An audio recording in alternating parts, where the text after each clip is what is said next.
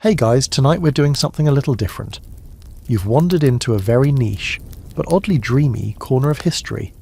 This one's part royal court gossip, part psychotropic stroll through centuries past, and, let's be honest, part what were they even smoking?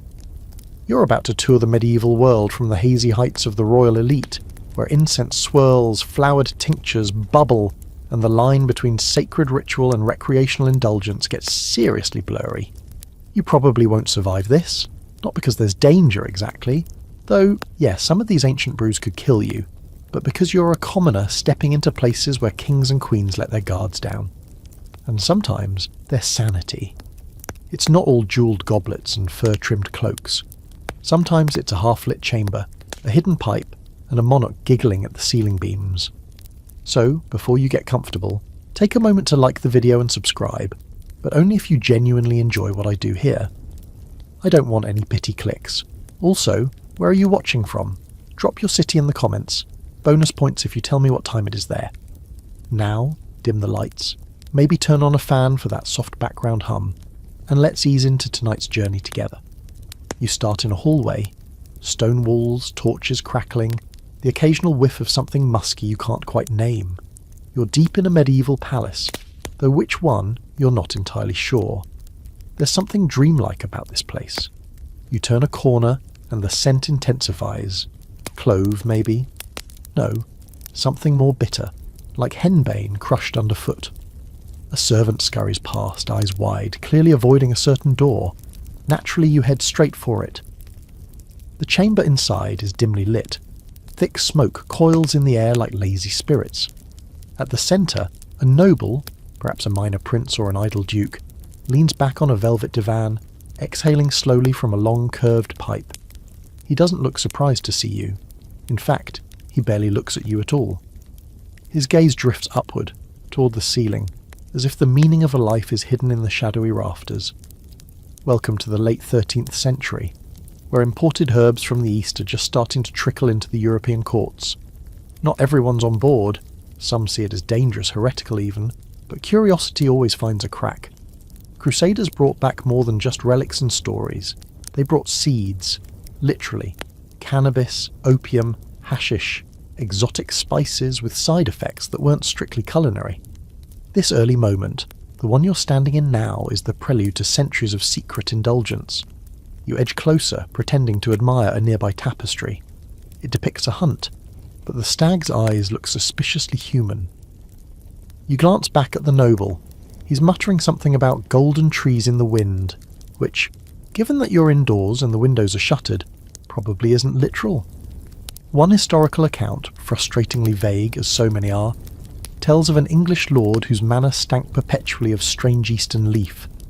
Chroniclers wrote around the issue, using euphemisms like clouded mind or soporific vices, but you know what's up.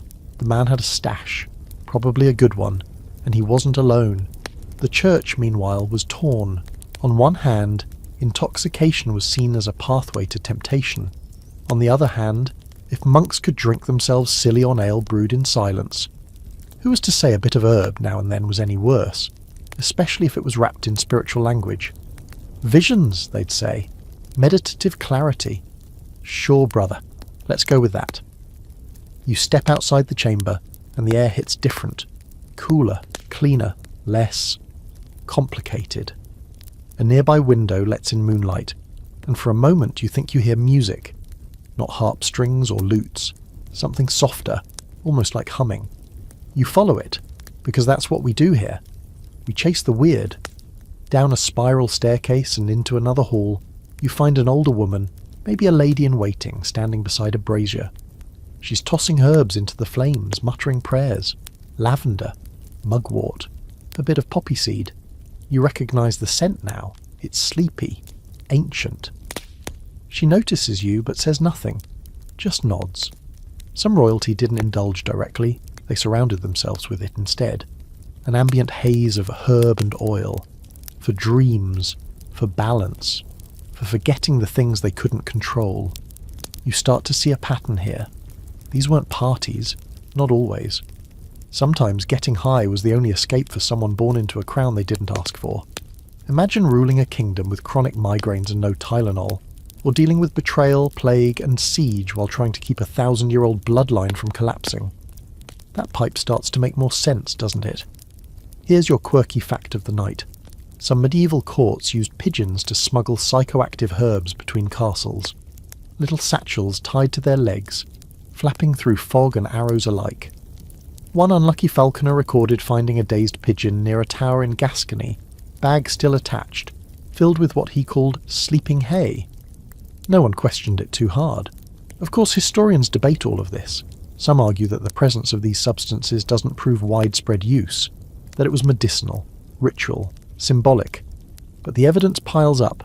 Pipes in buried chambers, residues on goblets, poetry that makes no earthly sense unless someone was very relaxed when they wrote it. There's still a tug-of-war between the skeptical scholars and the ones more willing to read between the lines. But tonight, we're leaning in, deep into that smoke. Back in the hallway, you press onward. Every corner feels like it might reveal another chamber, another royal, another layer of this strange, secret culture. The farther you go, the stranger the architecture gets. Ceilings curve in unexpected ways, tapestries shimmer like they're alive, and the hum of unseen music never quite fades. You're not in Kansas anymore, and you were never really in England to begin with. You're floating between courts, slipping through timelines, one perfumed door at a time. The scent changes before the architecture does. That same winding stone corridor suddenly fills with something heavier, sweet and sharp, all at once, like overripe dates soaked in incense. You blink, and now the walls are carved with intricate floral patterns, curling vines, and lion heads with open mouths. There are no torches here, only oil lamps, their flickering glow casting gold across inlaid tiles. You've crossed continents somehow, without ever lifting your feet. Welcome to the Middle East, somewhere near the peak of the Islamic Golden Age. And more importantly, welcome to the domain of the original high-functioning hashish connoisseurs. You pass under a wide archway and into a courtyard. Palm trees stretch lazily toward a violet sky. Fountains gurgle, and beyond them, a pavilion glows with music and laughter. There's a man reclined beneath silk canopies, reclining like he's made of honey and clouds. His robe is embroidered with verses of poetry and gold thread. He's not a sultan, yet, but he's got the confidence of one, and he's giggling. That kind of slow, full-bodied laugh that doesn't belong in the world of war councils and tax edicts. He's telling a story, something about a flying horse and a talking fish, and his guests are hanging on every ridiculous word. This, you quickly realise, is a hashish party. Now, historically speaking, hashish has a complicated place in medieval Islamic culture. On paper, it's forbidden, like wine and other intoxicants. But in practice, let's just say enforcement was inconsistent, especially behind palace walls. Many nobles and poets used it to open the mind, to soften the edges of reality, to visit dreamscapes otherwise barred to the waking world. Sufi mystics sometimes framed it as a tool to reach divine ecstasy, while rulers often just appreciated the calm vibe. The man before you has clearly leaned into that latter category, and here's where it gets wild. You've probably heard the word assassin before. Deadly cloaked figures from legend. What you may not know is that the word may trace back to Hashashin, followers of Hassan-i-Sabah, a shadowy figure who led a mountain stronghold in Persia. His followers were said to partake in ritual hashish before carrying out their missions, believing they were stepping into paradise itself. Scholars still argue over how much of that is slander from rival factions, but the association stuck hard. High men with knives, deadly and euphoric. But tonight, the only danger in the air is the potential for someone to start philosophizing too hard. The Sultan-in-waiting reaches for a carved wooden pipe and exhales a ribbon of thick, scented smoke. He starts talking about the stars, how they might actually be tiny holes in the sky, letting light from a more perfect world shine through. You nod along. Honestly, it makes a weird kind of sense. Someone brings out food. Pistachios, figs, sweetmeats dripping with honey. You weren't hungry 5 minutes ago, but now you're devouring them like a royal feast. One of the men beside you leans in and murmurs that these delights were likely made with a touch of majoon, a dense hash-infused paste mixed with dates and spices. It was a delicacy, served in tiny portions that packed a surprisingly surreal punch. The sweetness masks the magic, but the effect? That'll roll in soon. Let's pivot to a fringe fact. There's at least one written account from the 11th century describing a ruler who claimed to ride a tiger into the clouds after ingesting too much Majun. Whether it's metaphor, madness, or just a very strong batch, it gives you an idea of the power these concoctions held. Royal apothecaries walked a tightrope, create bliss, not chaos. Outside the courtyard, the call to prayer echoes faintly. The laughter quiets for a moment and everyone sits with their thoughts. The smoke lingers. You feel it pressing gently around your temples like a silk turban you don't remember putting on. Your feet sink slightly into the patterned rug beneath you, and it occurs to you how intentional this all is. This space wasn't just for getting high, it was designed to enhance it. The textures, the geometry, the sounds. It's like stepping into the inside of someone's most soothing dream. But not everyone approved. There were waves of backlash throughout the centuries, religious leaders who cracked down on what they saw as decadence. Several sultans banned hashish outright, ordering the destruction of gardens where the plant was grown. Others, like the Mamluk rulers of Egypt, punished public users while continuing their own private indulgences behind mosaic-covered doors. It's a classic story. Rules for thee, but not for me. You find yourself watching the man at the centre again. He's not just a stoner noble lounging in comfort. He's thinking, deeply. He speaks now of justice, of his dreams for a kingdom where art and science are valued alongside conquest. And then, without warning, he laughs again, louder this time, and says something about a dancing camel. The moment's gone, just like that. It's easy to dismiss these rulers as idle hedonists, but many of them were also patrons of the arts, protectors of libraries, lovers of geometry, philosophy, medicine. Their altered states didn't always make them worse at ruling. Sometimes they made them better, or at least more interesting. There's a debate that still circles academic circles today. Did these substances spark enlightenment, or distract from it? Did they deepen spirituality or cheapen it? You're sitting in the middle of that. Debate right now, a fig in one hand, your mind buzzing gently around the idea that maybe, just maybe, both things can be true. Eventually the party starts to wind down. People recline further, eyes half closed, drifting towards sleep. The fountains gurgle on. One of the musicians switches to a quieter rhythm, barely a whisper on the strings. The man in the golden robe leans back and sighs. In dreams, he says, we're all kings. You're pretty sure he's quoting someone, or no one, maybe himself. You take one last look around. The moonlight has changed, higher now, paler. You stand up, feet a little unsure, head full of fragrance and fragmented thoughts.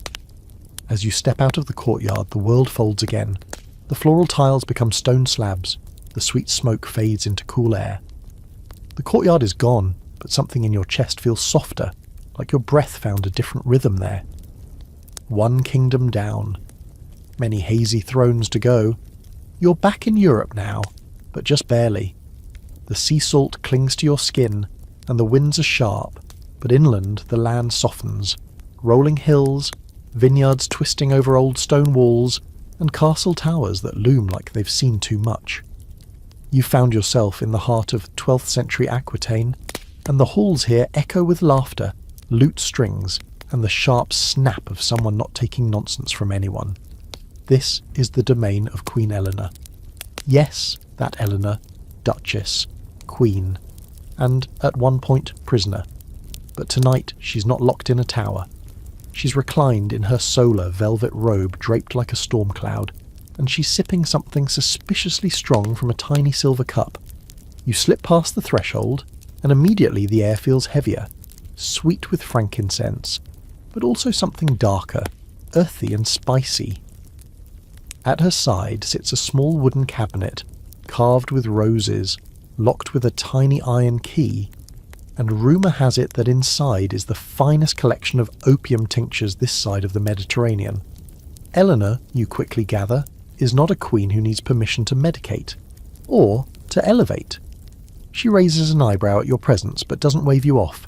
Instead, she gestures subtly toward the hearth, where an alchemist in soft leather gloves stirs something viscous over low flame.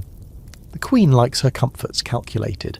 Not just wine, not just herbs, but carefully measured mixtures brought from her time in the Holy Lands. She learned a few things during the Second Crusade, not just about strategy, but about trade, and that included how to get her hands on Persian poppies. You settle onto a cushioned bench near the wall, acting like you belong. Her ladies-in-waiting flutter around, their laughter light, but their eyes tired. They've had this tonic too. You can tell. Their movements are slow, graceful, dreamy, as if everything's underwater.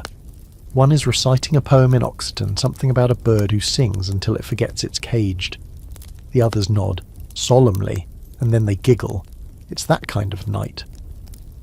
Now, history books usually skip over this part.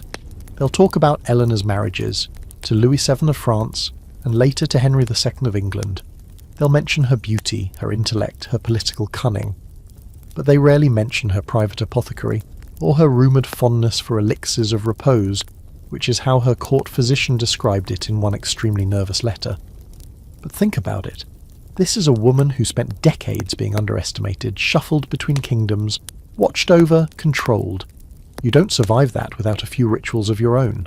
And that little cabinet, according to one fringe account from a dismissed monk who observed it through the keyhole, it held more than just opium.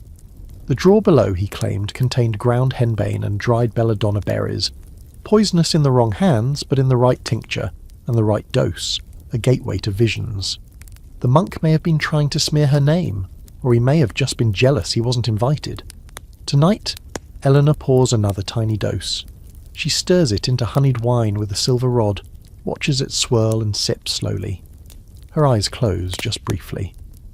And then she speaks, not to you, but to the fire. There are dreams where I am no one, she says, and they are my favourite dreams. No one in the room responds, because how do you answer that? The line between medicine and mind-altering blur in this room, and you start to understand why the church never really knew what to do with women like Eleanor. She wasn't dangerous because she rebelled. She was dangerous because she understood. She knew how to bend things, laws, hearts, herbs, to her will. Some chroniclers called her restless, others irrational. But maybe what they were really describing was someone just a little ahead of her time, and maybe a little bit high. Here's a historical nugget to tuck into your brain folds. Opium in medieval Europe was often smuggled in under the name sleeping spice. Apothecaries would disguise it with layers of other ingredients, rosewater, clove, even crushed pearls, to sneak it past customs. Wealthy nobles like Eleanor didn't buy it from back-alley dealers. They funded entire caravans to fetch the raw goods. The Queen's agents were known to meet with traders in Italian ports, exchanging gold for poppy resin wrapped in linen and wax. But of course, not everyone saw this as elegant. Open debates raged among court physicians. One faction believed these compounds were miraculous, God-given tools for managing pain, melancholy, and even prophecy. Another group warned that they clouded the soul, weakening resolve and moral clarity. Some claimed that prolonged use led to delusions, even madness. The truth probably lived somewhere in between, depending on the user, the dose, and the reasons behind the ritual. Eleanor, though, didn't strike you as mad. If anything, she's the only one here who seems fully in control. She listens to every sound in the room, the creak of the floorboards, the soft clink of cups, like a general reviewing her troops. She may be gliding on a fog of imported opiates, but her mind is razor-sharp beneath it. Her words are precise, her silences even more so. The fire crackles louder now, and one of the ladies rises to open a shuttered window. Cold air pours in, and for a second you can almost see the warmth escaping like spirit vapour. Eleanor exhales and smiles, not at anyone, but at the night itself. Somewhere down in the village, a bell tolls. Midnight, maybe. Or maybe time doesn't mean quite the same thing in this room. You start to notice little details. The embroidery on her sleeves isn't just decorative, it's symbolic. Tiny stars, crescent moons, vines that curl in spirals, protective symbols, dream symbols. If this is a trip, it's one she's curated to the last stitch. Even the candles are scented. Something herbal with a touch of laudanum. Eventually she turns to you. Not with surprise, but like she's known you were here the whole time. "Tell me," she says, voice soft but firm, "what would you do if no one was watching?" The question hangs there, thick as the smoke curling from the hearth, and then she looks away, back into the fire, as if your answer is already known. You don't stay much longer. Something about her gaze makes you feel like you've read a page not meant for your eyes. You step back through the stone arch, back into the corridor, the door clicking softly shut behind you. The air cools. Your mind still floats, and somewhere far behind you, a queen drifts off into sleep, guarded not by soldiers, but by dreams. It's the middle of the night now, or it feels like it. You're not keeping track anymore. Time in these halls slips sideways, like candle wax sliding off a tilted sconce. The floor beneath your feet grows smoother, colder. Stone gives way to marble. Mosaics creep along the walls like vines, and domes rise above your head as if the ceiling itself has begun to breathe. You've crossed into the glittering realm of Constantinople, the Byzantine Empire at its height, a place where gold leaf is used like flour and secrets swirl in every shaded alcove. This isn't some sleepy backwater monarchy. This is the edge of the world and the centre of it all at once. Here indulgence isn't hidden, it's ornamental. You find yourself walking through a colonnade lit by hanging lamps filled with rose oil. The scent is thick, sickly sweet, and underneath it lingers something smoky, more primitive, more ancient. You follow it to a side chamber just off the royal baths. A party is underway, if you can call it that. There's no music, no dancing, just a slow-moving cluster of courtiers, nobles, and one rather serene-looking empress draped in layers of silk and attitude. She sits reclined on a low couch, holding a goblet of wine so dark it might as well be ink. Her eyes are half-lidded, and so is her mind. The Byzantines knew their substances. Opium, hashish, fermented honey wines, yes. But the real high of choice here? Wine spiked with a rotating roster of add-ins, henbane, mandrake, myrrh, sometimes poppy syrup depending on the mood. They didn't always know exactly what they were doing, but trial and error in the imperial court was considered part of the fun. And it wasn't just the commoners sipping this stuff under bridges, it was emperors, empresses, priests, generals. If the concoction was good enough, it earned a name. If it was really good, it earned a secret recipe scroll locked in the palace vault. Tonight's drink of choice? Mulled wine laced with divine drops. A euphemism you've come to recognise for something strong enough to make time melt and the stars hum. You accept a silver goblet from a too-polite servant and take a cautious sip. It tastes like cloves, copper, and regret. But your stomach warms instantly. And your thoughts? They stretch like cats in the sun. The Empress raises her goblet toward you, but she doesn't smile. She's watching something behind you, something that's not actually there.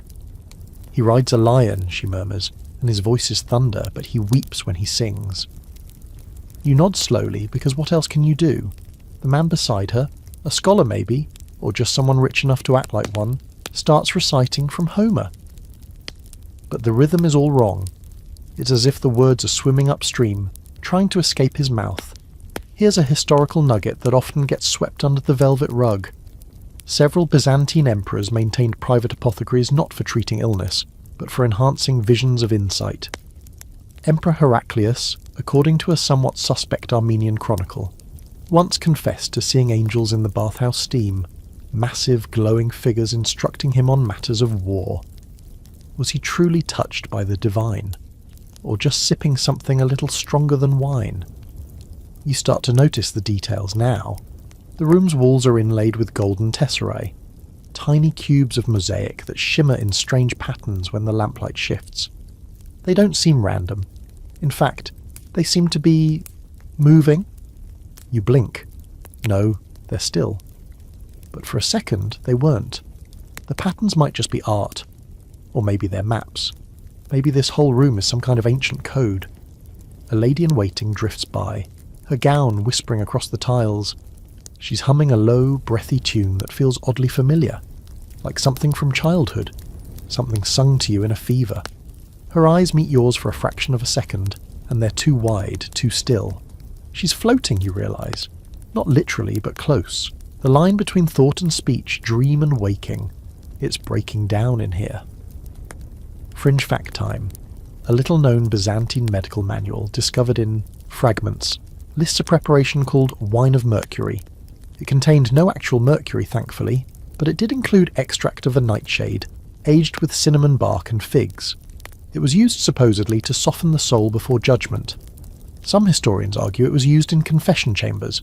Others think it was administered before major decisions, giving rulers a brief sense of omniscience or delusion. Take your pick. Back in the chamber, the air is getting heavier. Not hot, just full. Like every breath carries weight. You sit down, uninvited, and no one protests. You're starting to get the sense that being seen doesn't matter here. No one's fully here. The Empress begins speaking again, telling a story about a river of mirrors, and how if you drink from it you forget your name but remember all the names of the stars. You're not sure if she's quoting something or inventing it on the spot. It's beautiful. It's terrifying. It's nonsense. It's everything at once. And yet, there's danger here too. These potions weren't exactly FDA approved. Doses varied. Reactions did too. Some courtiers whispered about nobles who drank too deeply and never came back, not dead, but trapped in some kind of walking trance. Emperor Justin II was said to have suffered melancholic delirium, waving to non-existent crowds, singing to invisible choirs. Was it madness, or an extended trip gone sideways? Scholars still argue, as usual. The Empress sighs, her shoulders droop. She's done talking for the night. Her attendants gather around her like petals folding inward, dimming the lamps one by one. You stand, or at least you try. The room sways gently. Or maybe that's you. You leave the goblet behind, half finished. It's enough. You've seen what this court has to offer, and you've tasted it too. You step back into the corridor. The marble beneath your feet feels slick, like you're walking on a frozen lake. The air is cooler again, and quieter. You breathe in deeply, and the heaviness lifts, slightly. The glow of the court fades behind you, replaced by flickering torchlight. So much elegance, so much control. And yet, even here, in the most ornamented empire on earth, people were slipping away, floating on herbs and wines and whispered prayers. Not to escape, at least not always, but maybe to touch something more, something behind the curtain. You press onward, your thoughts tugged between memory and dream. You don't walk into the next court, you arrive. One moment you're winding through torchlit stone, and the next, the walls dissolve into painted screens, bamboo floors, and the gentle clink of porcelain. The air is warm, but not stifling. Just the kind of warmth that comes from decades of perfectly practiced hospitality. You've landed in China, under the rule of the Yuan dynasty. Kublai Khan sits somewhere not far from here, dressed in gold-threaded robes, flipping through dispatches from the edge of the empire while sipping something brewed so strong it makes tea look like child's play. This is a place where even the air smells like ceremony. Jasmine, charcoal, burnt amber. You're led down a lacquered hallway by a silent servant who gestures toward a side chamber. Inside, low cushions circle an elaborate bronze brazier, and around it sits a small gathering of men, scholars, advisors, minor officials, and one noblewoman draped in silk so vibrant you swear they hum. They're passing around something long and carved from jade, a thin pipe, its tip glowing like a firefly. Here, you learn quickly, the name of the game is moderation, or at least the appearance of it. Opium is still centuries away from the brutal grip it'll later have on China, but the groundwork is already being laid, quietly. These aren't opium dens with collapsed figures and empty bowls. These are salons, circles of thinkers who call it yankao, the smoke herb. They call what they're doing a contemplation ritual. You watch one man puff, hold, and then speak a line of poetry so precise it sounds rehearsed. It wasn't. That's just how they are. Historically, the Yuan dynasty wasn't exactly built on subtlety. These were Mongols, after all, who took the Chinese throne, and then promptly began collecting every luxury they could find. Kublai loved lavishness. Palaces with fountains that ran with wine, towers lined with ivory, and guests from 100 different nations. And with this openness came an influx of foreign substances, Persian poppy extracts, South Asian cannabis blends, even Syrian incense sticks laced with euphoric resins. You sit beside a merchant with gold rings on each finger. He nods at you, then tilts the pipe in your direction. It's rude to refuse, so you don't. You inhale gently, and the room tilts just a little. The wood grain in the floor begins to ripple. The faint background hum of a gujeng becomes layered, like a dozen strings all vibrating through your chest. And in that moment, you understand why these men, these so-called scholars, spend their nights here instead of at the court debating land taxes. A scroll is unfurled. Painted on it is a scene of a crane walking across a misty lake. One of the men gestures to it and murmurs, "You see, that's the part of the soul that remembers the wind." Another nods solemnly, as if that sentence makes sense. Maybe it does, right now. Let's throw in your historical fact of the night. Marco Polo, when writing about his time in the Mongol courts, made subtle but unmistakable references to the herb vapours used during feasts and philosophical gatherings. He didn't name them, probably out of caution, but his descriptions of rooms filled with peaceful laughter and slow circular speech don't leave much to the imagination.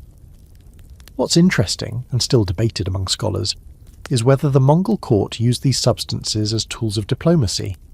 One theory suggests that certain regional governors were deliberately offered euphoric herbs during their initial audiences, softening their resistance, making negotiations feel like dreams. Were they being drugged? Not exactly, but they were being gently steered. Meanwhile, fringe records from a Persian envoy describe a Yuan noblewoman who smoked a mixture of camphor and powdered blue lotus, an Egyptian plant known for its mild hallucinogenic properties. According to his account, she would greet the moon as if it were her husband and spend hours whispering into bowls of water. Whether he made it up to impress his sultan, or was truly witnessing something real, no one's been able to confirm, but you kind of hope she existed. She sounds like a vibe. Back in the chamber, the room has grown quieter. The pipe makes its way back to the brazier, now just glowing embers. The merchant beside you has dozed off mid-thought, his fingers still forming a gesture from a story he was telling. The noblewoman stares at the ceiling, where someone has painted clouds in swirling red and gold. "They don't move when you look at them," she says softly, "but they do when you stop." And somehow, you get it. There's something deeply different about this court's approach. You've seen royals chase escape, drown in indulgence, use substances to erase themselves. But here, it's different. This is ritual. This is theatre. A performance meant not to forget the world, but to change how you see it. Still, there are risks. The line between enlightenment and confusion is thin. Imperial documents later describe a minor prince who, after a particularly strong pipe session, believed he was a dragonfly and leapt off the palace balcony. He survived, barely, but spent the next 5 years communicating only in riddles. He later became a favourite at court. Of course he did. There's debate even now among historians. Were these quiet gatherings true spiritual quests? Or were they just indulgences wrapped in silk and poetry? Was this a court of visionaries or escapists with too much time on their hands? No one really knows. The Yuan left behind massive monuments, impressive trade records, but also whispers. Whispers of the cloud smokers, as one disgruntled bureaucrat called them. The coals hiss as a few drops of scented oil are added. A servant begins fanning the air, sending cool waves over everyone's skin. One by one, the guests rise, bow, and vanish through side doors. It's over. The ritual has ended. The smoke is clearing. You step outside into the palace garden. Crickets chirp. A moon hangs low over a reflecting pool, so still it looks painted. You take one last deep breath, and the remnants of spice and smoke retreat from your lungs. You feel clear. Not sober exactly, but calm. Like someone rearranged your thoughts while you weren't looking. The East has its own way of getting high. Not loud, not reckless, but no less potent. You head back toward the darkness, another court waiting. By now the night has curled itself around you like a thick wool cloak, weighted, a little itchy, and carrying the faint scent of campfire and pine. You're somewhere colder now, the wind sharper, the stars clearer. The architecture here isn't ornamental, it's functional. Thick beams, stone slabs, fur-covered benches. You can hear the ocean just beyond the hill, crashing against rocks like it's trying to remember something. You've landed in Norse territory, Viking lands, and tonight you're not in a palace or a court but a longhouse, smoke-darkened, fire-lit, packed with warriors, skalds, and one extremely high king laughing so hard he nearly drops his drinking horn. This isn't your average medieval monarch. He's got braids in his beard, blood on his tunic, and a massive grin stretching from cheek to cheek. He's been drinking mead laced with something that absolutely shouldn't be legal, if legality were a thing here. You glance around. The atmosphere is electric. Every cup is overflowing. The fire in the central hearth spits occasional sparks like it's in on the joke. Welcome to the court of King Harold Greyskin, or someone like him, depending on which saga you choose to believe. The high of choice tonight: mushrooms, and not the kind you toss in stew. Amanita muscaria, those little red-capped, white-speckled beauties often drawn in fairy tales, grow in these northern woods like weeds. And let's just say the Vikings didn't only eat them on accident. They figured out that drying them reduced the nausea and boosted the euphoria. The berserkers, those legendary shirtless warriors who foamed at the mouth before charging into battle, were said to trip hard on these things before fights. The idea was that fear becomes impossible when you've forgotten what it is. But here in the Longhouse, the king isn't preparing for war. He's preparing for story time.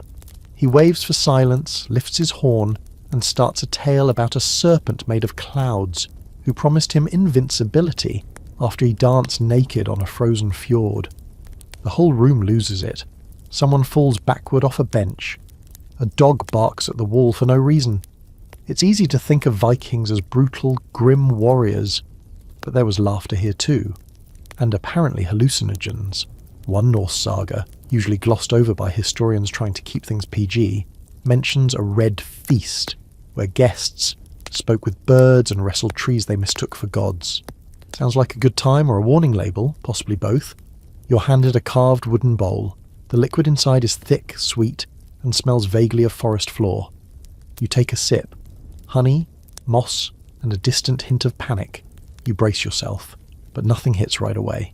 These things creep, and you know by now that creeping highs are the most dangerous kind, the kind that don't knock but just quietly take the wheel.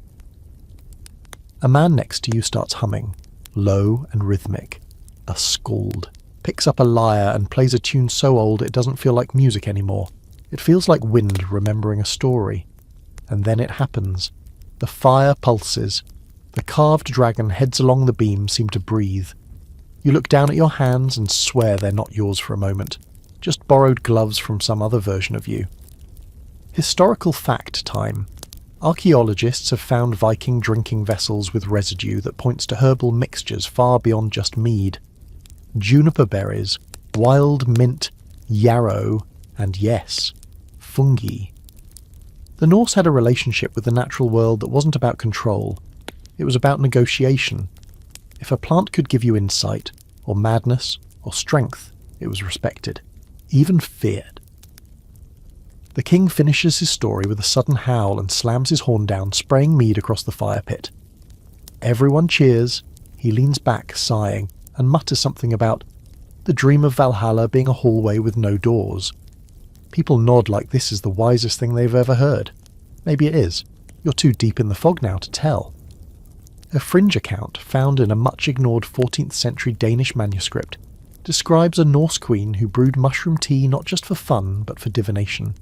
She'd drink it, stare into a bowl of water, and dictate messages from beyond the ice. Were they hallucinations or visions?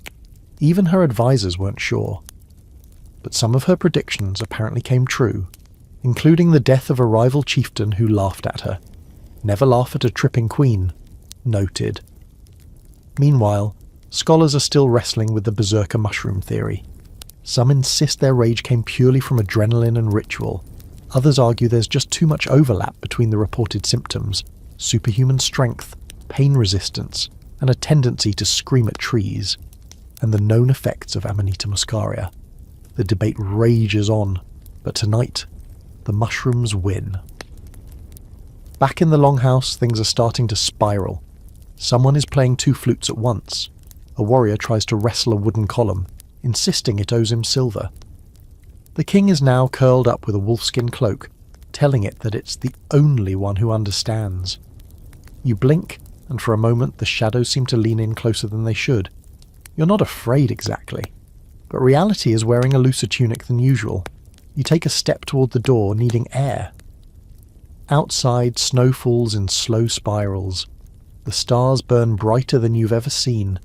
The cold cuts through your days just enough to feel real again. Behind you, laughter echoes, mingling with drum beats and nonsense songs. You've stepped out of the myth and into the freeze. The Norse didn't use these substances for escape. They used them for transformation, for battle, for prophecy, for art, for storytelling that bent the world sideways. And you? You were just lucky enough to catch one of their weirder nights. You walk away from the longhouse, the snow crunching, under your boots, the high slowly loosening its grip. But some part of you stays behind, next to the fire, next to the king, frozen mid-laugh, dreaming of cloud serpents and fjords that sing lullabies. There's a warmth returning to the air, but it's not from the hearth this time. It's tropical, fragrant, almost dizzyingly alive. You're in India now, though the exact century feels slippery. Somewhere between the late 12th and early 14th, the land is ruled by a Raja with a fondness for poetry, elephants, and the occasional transcendent beverage. You walk through courtyards that burst with mango trees and lotus ponds, brush past hanging marigold garlands, and step into a marble pavilion shimmering under monsoon clouds. Incense coils from stone burners. Flute music dances in the air like dragonflies, and somewhere nearby, a servant is grinding fresh cannabis leaves into a brass bowl. This is the land of bang, a preparation made from cannabis mixed with milk, rosewater, nuts, and spices. It's not hidden, it's sacred. The people here don't see it as an escape, they see it as a bridge, a way to step closer to the gods, to open the mind and calm the heart. Religious festivals feature it, poets swear by it, ascetics drink it before meditation, and yes, the royalty indulge too, especially this particular Raja, who is currently lounging in a swing suspended from the ceiling by golden chains, sipping from a jade cup and murmuring something about time being a lazy tiger. You find yourself invited, expected almost, to join him. The servant offers you a cup without a word. You accept. The taste is strange but pleasant. Earthy, creamy, with a strange aftertaste that tingles like laughter. The Raja gestures to a cushion across from him. You sit. He's staring into the distance, as if watching something play out across the clouds. The sun is late today, he says. Probably got lost again.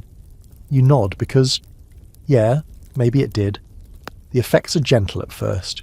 You feel your body relax, your breath slow. Sounds become crisper, more deliberate. You notice the way the flute bends each note, how the pigeons on the windowsill seem to coo in a rhythm that makes too much sense. The Raja is still talking, spinning stories about talking cobras and philosophers who argued with banyan trees. You're not sure which parts are metaphors and which are just Thursday. Let's dive into a historical note. Cannabis use in India dates back over 2,000 years, referenced in the Vedas as one of the 5 sacred plants. It was used in religious rituals, medicine, and recreation alike. Bhang wasn't a fringe practice, it was institutional. Certain Hindu sects even encouraged its consumption during holy festivals like Holi or Shivratri, seeing it as a way to open oneself to divine connection. Royal households had their own versions of the recipe, often adding ingredients like saffron or sandalwood to elevate the experience, because if you're going to get high, you might as well do it with class. A fringe fact. One Sanskrit poem describes a king so devoted to his bang rituals that he created an entire court position, royal stirrer of the sacred paste. This man's job, day in and day out, was to ensure the cannabis was ground, mixed, and served with the right mantra. Apparently he once received a jewelled turban for his efforts. Occupational goals. Back in the pavilion, the Raja has switched from storytelling to philosophy. Time, he says, is not a line, but a peacock. You don't even try to decode it. It's not that kind of conversation. You're deep in the haze now, but it's not the kind that fogs you. It's more like a widening. You begin to notice how the wind moves through the silk curtains, how the water in the nearby fountain makes tiny prisms when it catches the light. The edges of reality are just slightly blurred, like you've dipped the world in watercolour. But here's the thing, it's not just for fun. The Raja sees this as necessary, a balancing act. He's a ruler, sure, but also a thinker, a dreamer. He tells you that once a week he comes here to listen to the world whisper. And what does it whisper? Mostly complaints, he admits with a grin. But occasionally it sings. Scholarly debates continue about just how widely Bhang was used in medieval Indian courts.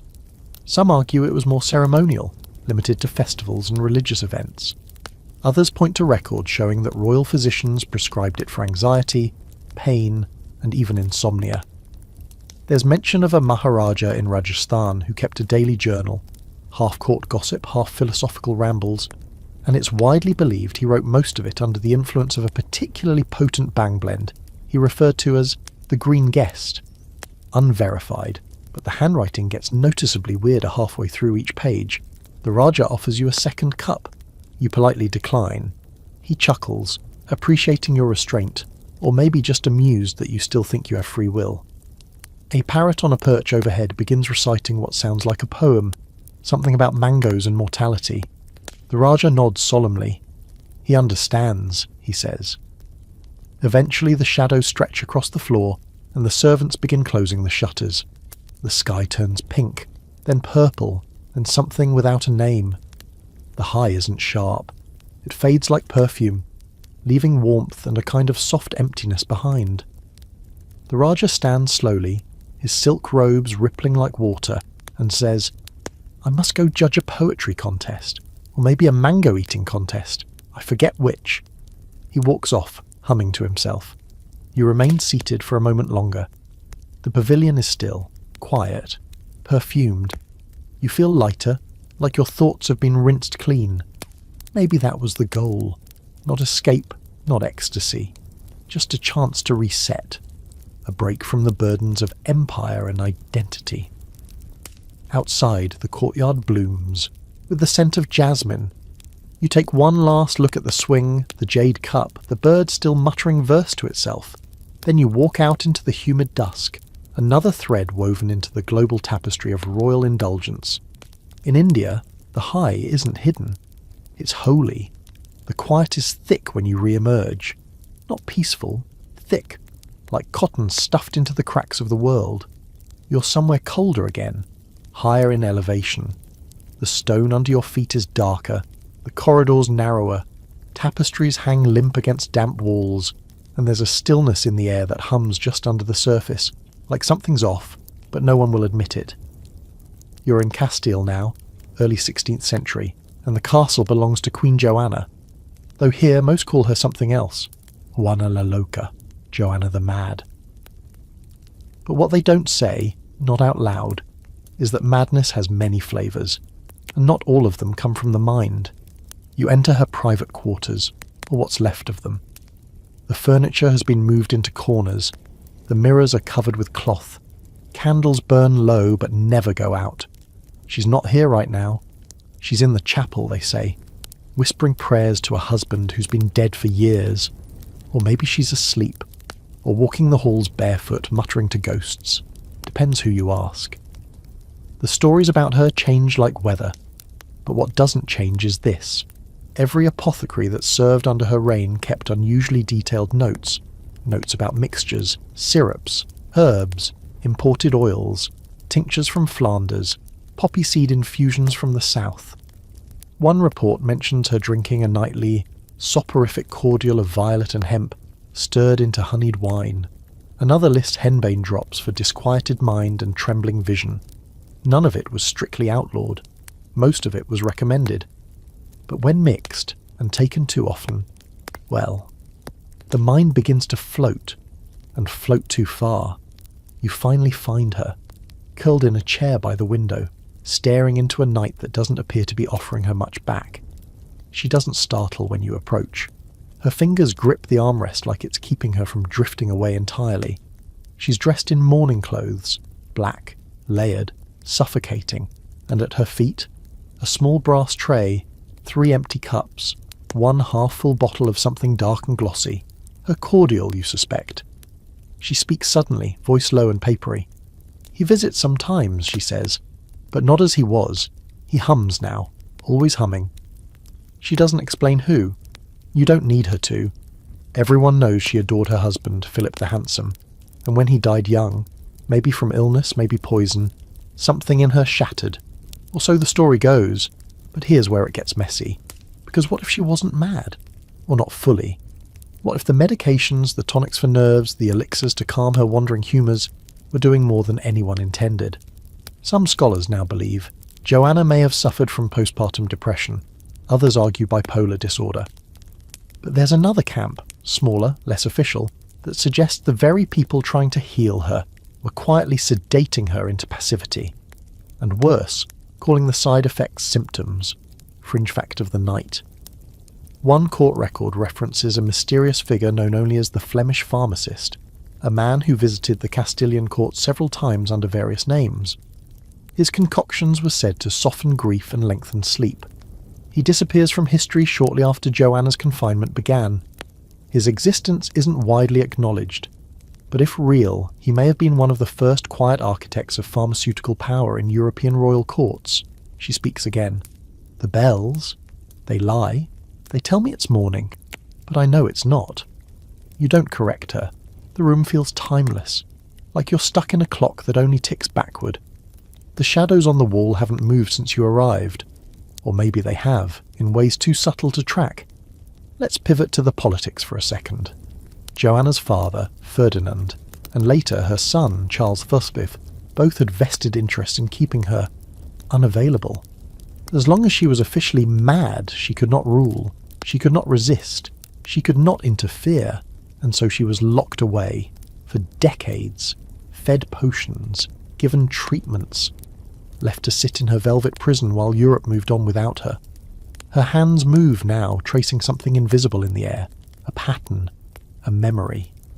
Her eyes flutter. There was a garden, she says, almost to herself. There was music in the leaves. I think I heard it once. She trails off. The wind taps gently at the shuttered window, but no one moves to open it. There's no laughter in this high, no wine-drenched poetry or mushroom-fueled prophecies.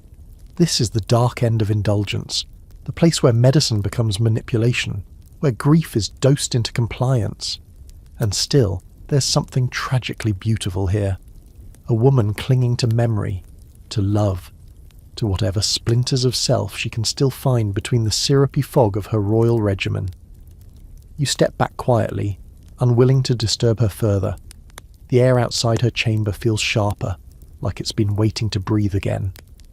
Behind you, she whispers something you can't quite make out. Maybe a prayer, maybe a name, maybe nothing. History remembers her as the Mad Queen. But madness, you're starting to see, is sometimes a convenient label. Sometimes it's the side effect of losing too much, feeling too deeply, and being too powerful in a world terrified of powerful women. You walk away slowly, feeling the weight of it. The clink of glass on brass, the velvet folds of night, and the taste of honeyed wine lingering on a tongue that was never yours. The road turns dusty beneath your feet now, the clean-cut stone of castles replaced by sun-baked trails and creaking saddles. You're travelling, not resting, bumping along with a small band of men who look like they've been riding for months and sleeping like rocks. Their armour is scuffed, their banners sun-bleached. These are crusaders, returning from the Holy Land, tired, sunburned, and hauling back more than just relics and rumours. You blend in easily enough, tucked beneath a borrowed hood, a flask at your side, and a pouch of something pungent swinging at your belt.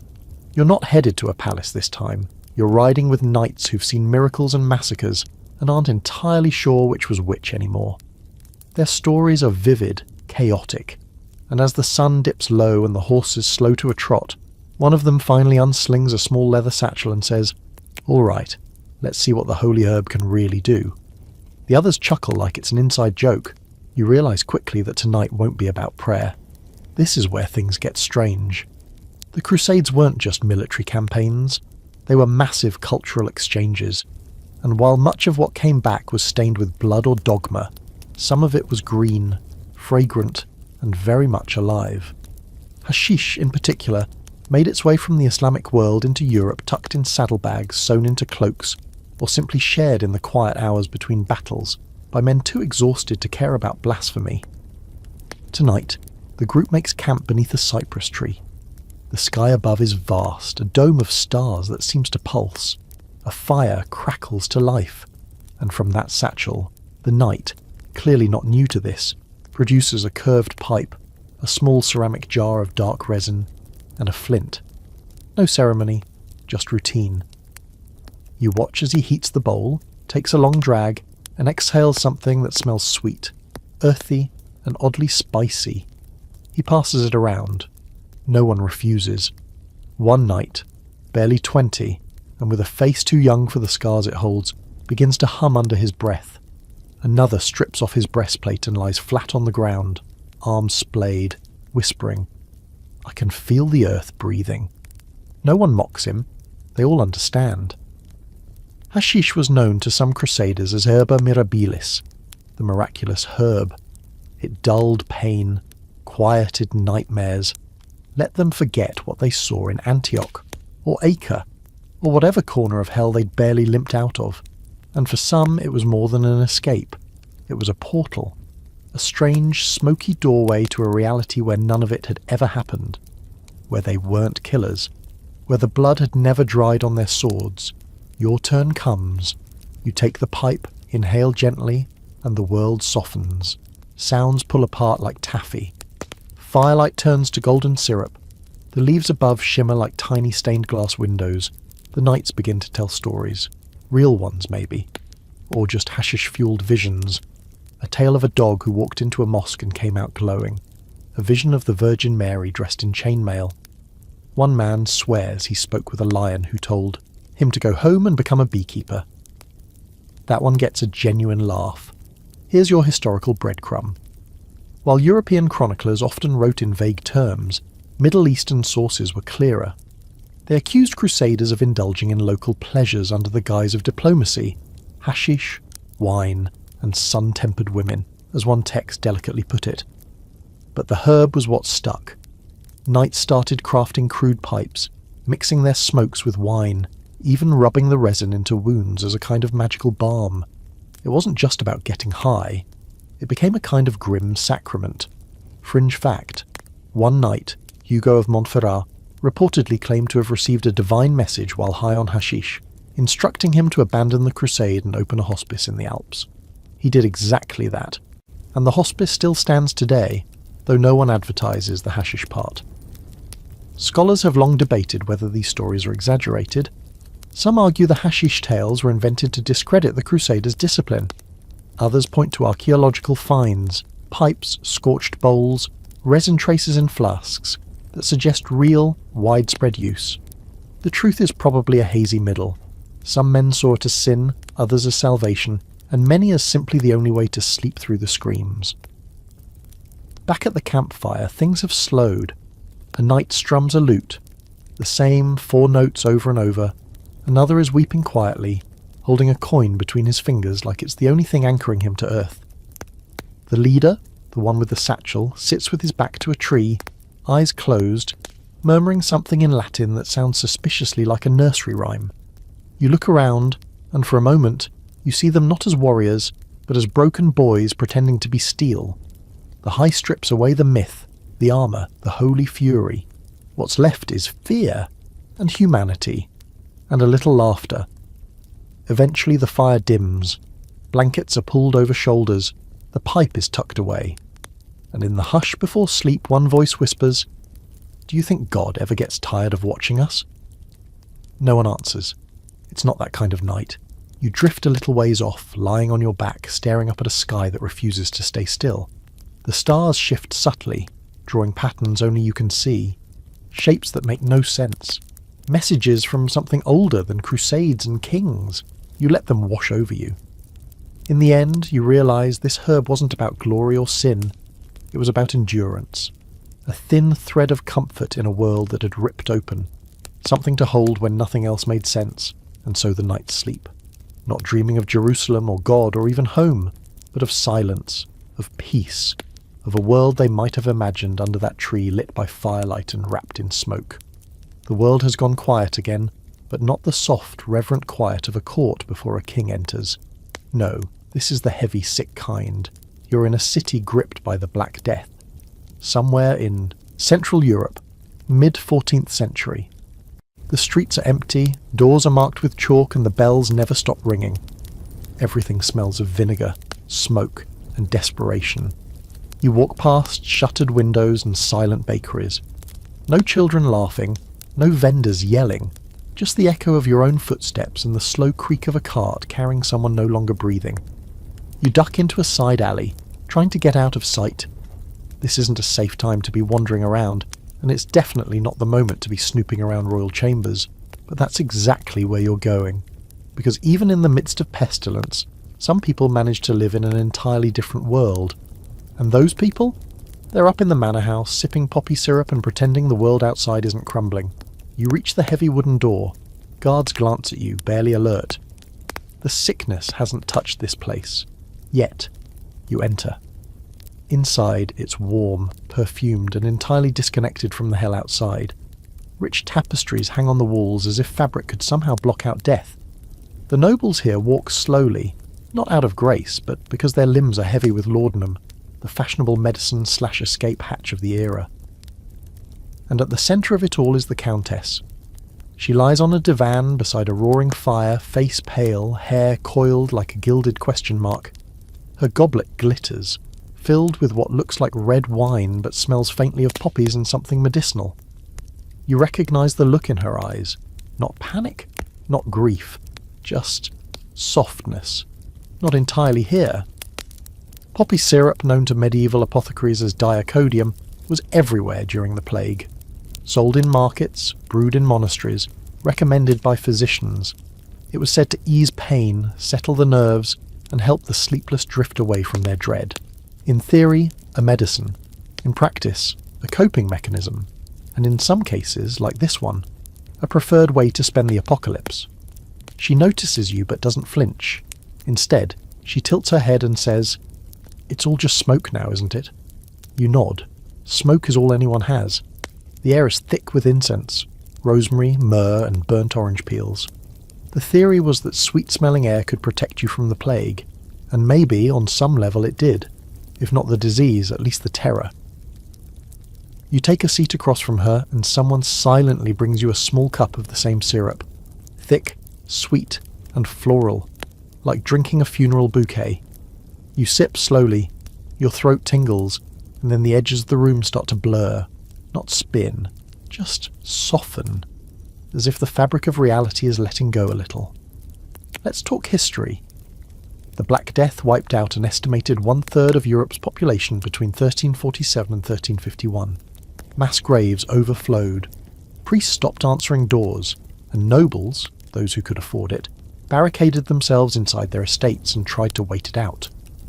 Some turned to prayer, others to indulgence, and many to the dreamy comfort of opium-based concoctions.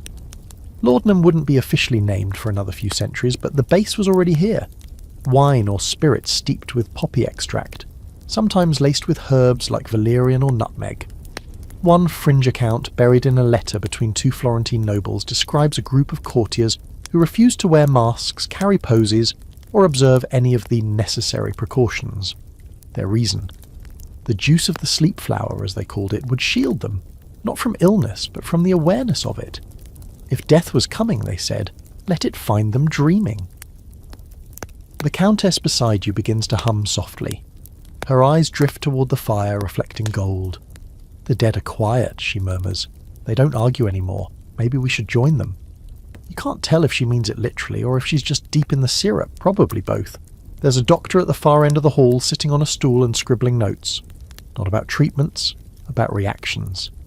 He watches his clients float, drift, nod off mid-sentence. He's refining dosages. He's not cruel, just curious. Medicine in this era wasn't clean. It was experimental. A little opium might ease pain. A little more might silence a grieving mind. Too much? Well, then you didn't have to worry about the plague at all. A historical debate still rages. Did poppy-based concoctions help or hinder during the pandemic? Some argue they kept people calm, allowed physicians to treat without panic. Others say they numbed whole cities into passivity, delaying containment efforts and spreading the disease faster. There's no clear answer, only shadows. You close your eyes for a moment. The hum of the fire, the scent of poppy and ash, the weight of history pressing gently against your ribs, it all melts together. You see flashes, carts rolling, hands reaching, a child's doll abandoned in the mud. And then none of it matters, because the syrup wraps itself around your thoughts like velvet and tells you it's okay to forget. Just for a bit. The Countess laughs suddenly, too loud. I had a dream I was a bird, she says, but I never flew, just sat in a tree judging everyone. The room chuckles politely, too slow. Everyone's lagging a beat behind. Time has gone syrupy too. Eventually a servant opens a window. The outside air wafts in, damp, cold and achingly real. A dog barks in the distance. A bell tolls again. You take one last sip. The warmth lingers in your chest, but the rest of you is already beginning to fade back toward yourself. As you leave the manor, the contrast hits like a slap. Outside, the world is still rotting, but inside the nobles lie swaddled in velvet and poppy dreams, waiting to see if death remembers them. And you keep walking, because tonight's journey doesn't end in sleep. Not yet. You hear him before you see him. Not a royal fanfare, not a decree, echoing through the halls, just laughter. Rolling, unguarded, absurd laughter, the kind that bounces off castle walls and makes servants stop and glance at each other like, is he at it again? You follow the sound through a bohemian fortress so extravagantly strange it looks like someone tried to build a monastery, an opera house, and a carnival all in one. The tapestries are mismatched, the sculptures seem to be laughing along with the voice, and the corridors twist like they were designed by someone who definitely wasn't sober. You've entered the domain of Wenceslas IV of Bohemia. Not the good King Wenceslas from the Christmas song. No, this is his descendant, ruling in the late 14th century and known for being, well, let's say, difficult to manage. He's sprawled in a throne made of carved oak and lined with velvet, a crown cocked at an angle, cheeks flushed, eyes dancing. In his hand, a glass of something green and dangerous. You're not sure if this is absinthe, not yet. But it's close, an herbal spirit made from wormwood, anise, fennel, and a bunch of things no one with a functioning liver should be drinking by the pint. And Wenceslaus isn't sipping, he's guzzling it like water from the Holy Grail. Around him, a ragtag group of artists, alchemists and professional flatterers raise their own glasses trying to keep up. He spots you and grins. Ah! A new philosopher, he booms, waving you closer. Tell me, why do frogs never pay taxes? Before you can answer, he slams his glass down and cackles, because they croak before the collectors arrive. The room erupts into applause, either out of loyalty, drunkenness, or sheer survival instinct. Here's where the weirdness hits a new level. The drink he's pouring is no ordinary spirit. It's a royal concoction, distilled by court alchemists who dabbled in everything from perfume to poisons. Wormwood, the infamous herb in absinthe, was known even then to cause strange effects when consumed in large quantities. Hallucinations, euphoria, confusion. It wasn't illegal, not yet. In fact, it was fashionable, particularly among royals looking to escape the crushing boredom of rule and the constant pressure to act like they had any idea what they were doing. Tonight's beverage, Wenceslaus informs you, is named Laughing Saint. Whether that's a joke, a metaphor, or a cry for help is unclear. You sit near the edge of the circle. A jester performs something between a dance and a seizure. A musician strums an instrument that looks like it was invented on a dare. The king tosses fennel seeds into the fire for good luck, and then, just as quickly as he laughed, his face shifts. He grows quiet, still. He stares at the green liquid swirling in his glass and mutters, "Sometimes I think I'm already dead, and this is all just the echo." No one reacts. No one breathes. Then the moment passes and he shouts, "Who wants to race snails?" A servant sighs and begins retrieving the box. Let's drop a historical fact in here before your brain melts from second-hand fumes. Wenceslaus IV was indeed known for his erratic behaviour, often blamed on mental instability, political stress or sheer indulgence. He was deposed twice, imprisoned once, and somehow still kept clinging to a crown through pure chaotic inertia. Contemporary records note his fondness for herbal wines and bitter cordials, especially those brewed by his own personal alchemists. One letter from a visiting Italian diplomat describes the court as drenched in a strange green liqueur that whispers nonsense to all who drink it. Sounds familiar, doesn't it? Now here's your fringe fact. There's a half-burned Bohemian manuscript that references a substance known as the monk's smile, a highly volatile wormwood tonic supposedly mixed with gold leaf, honey, and a few secret ingredients known only to court jesters and mad monks. It was said to induce not just euphoria, but a sudden rush of ideas. Dangerous, genius, or both. Some claim it inspired entire state reforms. Others say it was responsible for the king attempting to knight a goat. Jury's still out. The debate among scholars today? Was Wenceslaus truly mad, or simply intoxicated for most of his rule? Was his behaviour a result of unchecked substance use, or did he use those very substances as a way to cope with the paranoia, betrayal, and political rot around him? Was he laughing at the world, or just laughing to keep from screaming? You glance at the king again. He's now pacing around a table, assigning astrological signs to pieces of fruit. This plum is a Pisces. Sensitive, probably mouldy inside, he says, deeply serious. This apple? Aries. Definitely violent tendencies. You realise he might be the most honest man in the castle. As the night winds on, the green drinks keep coming. No one's counting. The king begins to hum, off-key but with purpose. One of the alchemists scribbles notes furiously, likely convinced the king's babble contains the secret to eternal life. You're not sure if you're drunk, high, or just infected by the sheer lunacy of it all, but the room starts to tilt. The colours on the tapestries seem brighter, like they've decided to tell their own stories. Eventually the king drops into his throne with a sigh. "They think I've lost my mind," he whispers, "but really I'm the only one who saw how thin it was to begin with." You believe him. The fire burns low.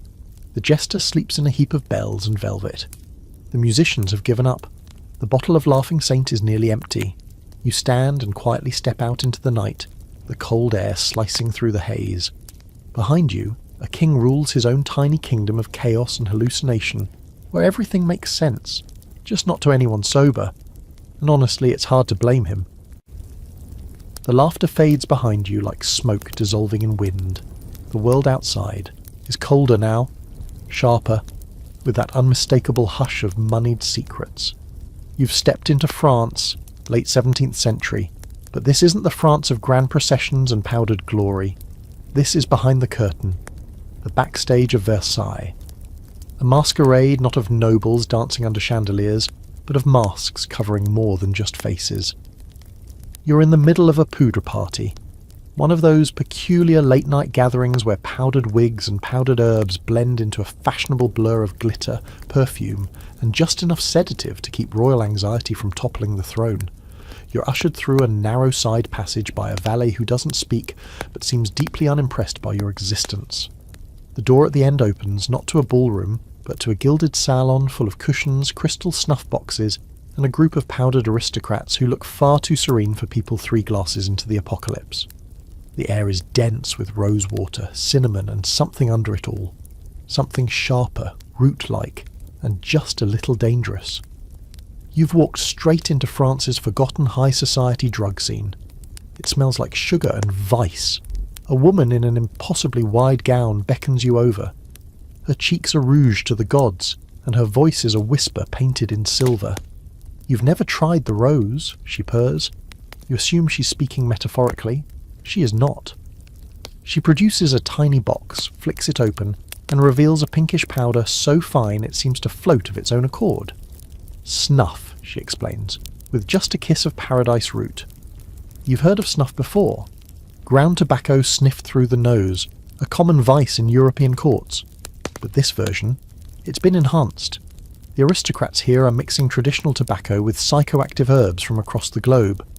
Betel nut, powdered datura, even small traces of opium or belladonna. They call it poudre enchantée, magic powder.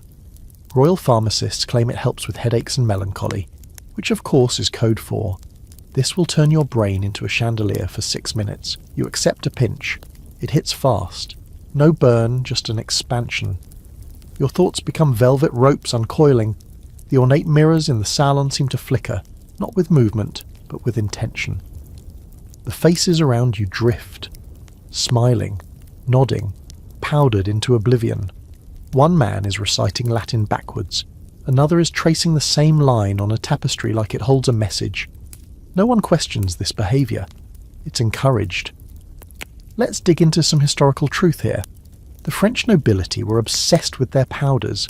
Snuff was technically tobacco, but in Versailles it became an entire culture. Some nobles took it up to 50 times a day. And while most used traditional blends, the elite, especially the eccentric ones orbiting the court of Louis XIV, began experimenting. Apothecaries were bribed to create exotic infusions, and when the Enlightenment hit and science became fashionable, mixing psychotropics into your self-care routine was seen as curiosity, not addiction. Your quirky fact. There's a diary from a French duchess who recorded her daily snuff rituals in scandalous detail. One entry mentions a mixture she called Divine Memory, containing crushed violet petals, tobacco, and what she described as essence of the Turkish poppy refined to snow. She claimed it helped her remember dreams from 3 years prior. She also once tried to flirt with a painting. The line between helpful and hallucinatory was always, shall we say, fluid. Back in the salon, the woman in the wide gown is giggling. Not quietly. Full-on laughter. Head thrown back, powder puff clutched like a weapon. He thinks the candlestick is winking at him, she explains, pointing at a portly duke in velvet breeches who's now apologising to the fireplace. It does that, she adds. Winks. Especially when it's bored. Across the room, a philosopher, identifiable mostly by the stack of badly folded manuscripts at his side, is talking about how time is not linear but layered like millefeuille pastry. Everyone agrees. They don't know what he said, but they like how he said it. Someone passes a new box around, this one glittering cold to the touch, labelled simply La Neige, the snow. You decline this time.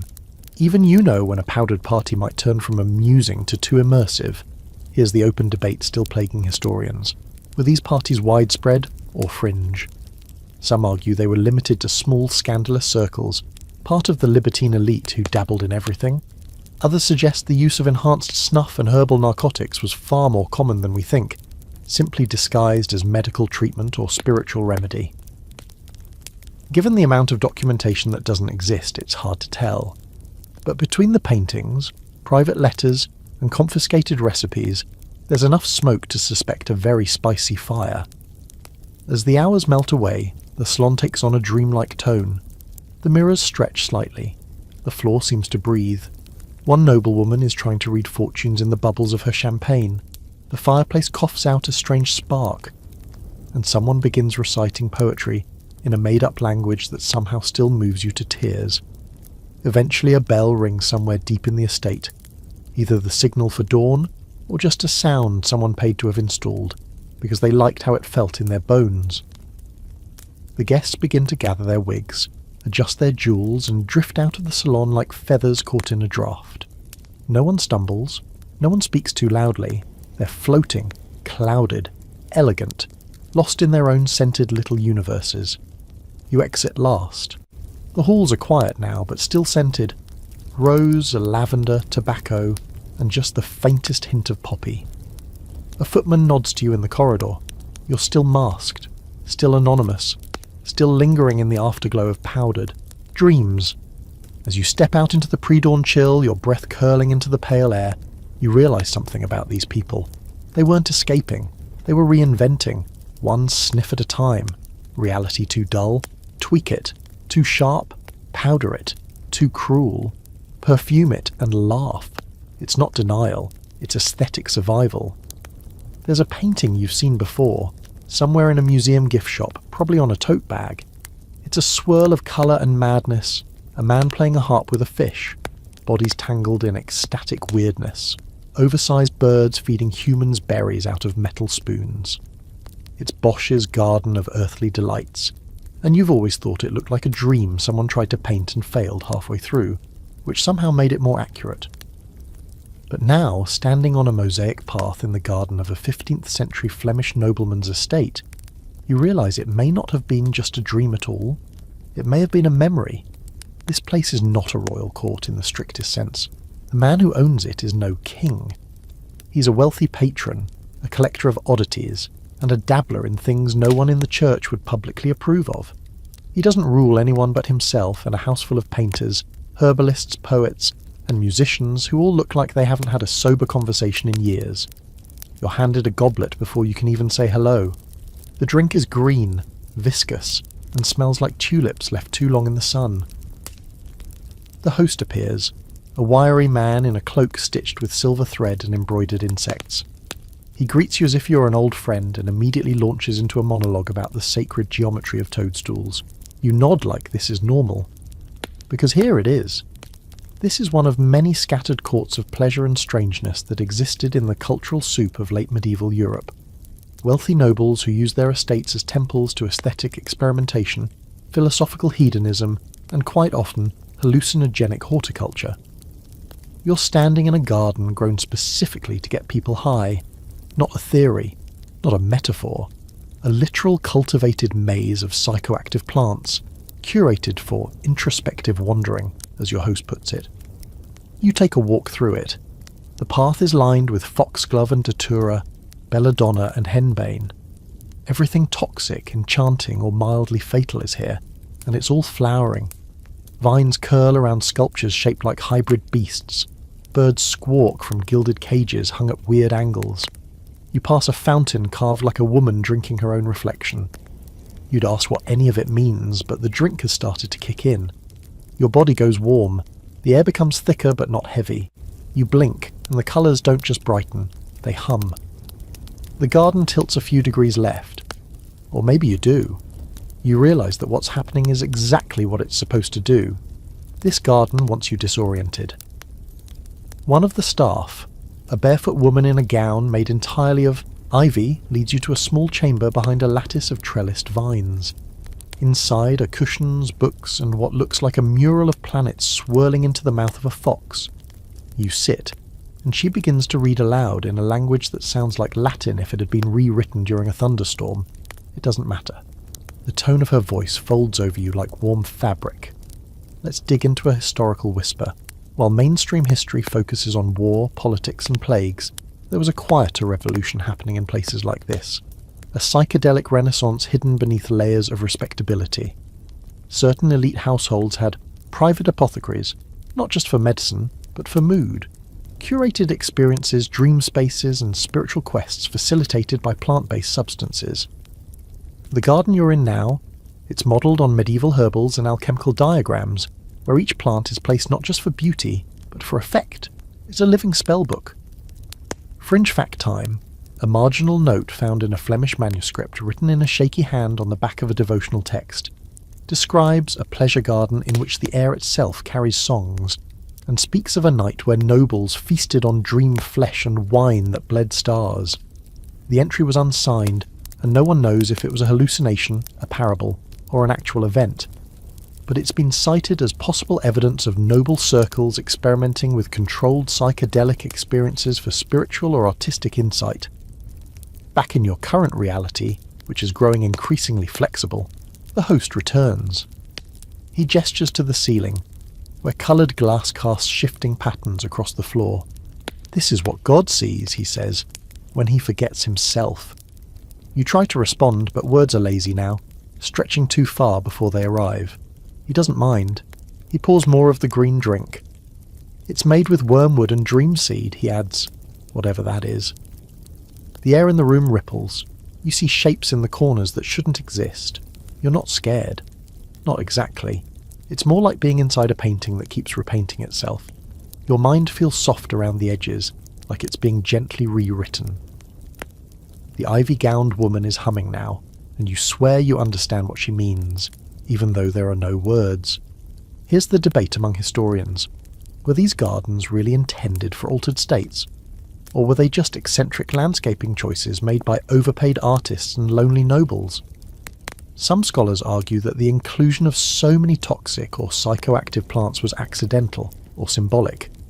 Others point to the patterns, the deliberate placement of flora, and the surviving recipes found among estate inventories listing ingredients like moonflower elixir and midnight balm, At this point, does it matter?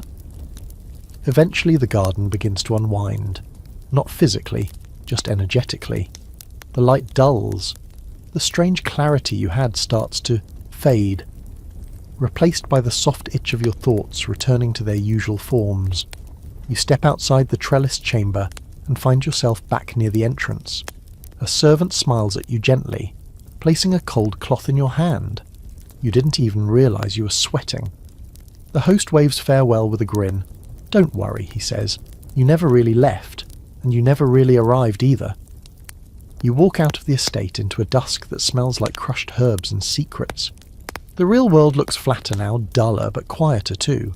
Your mind is tired, but in the good way, like it's been aired out, dust shaken loose. The garden of earthly delights might not have been just art. Maybe Bosch saw this place. Maybe he wandered through it, drink in hand, vision split wide open. Maybe this wasn't his fantasy, but his memory. The mushrooms, the fountains, the fish with faces.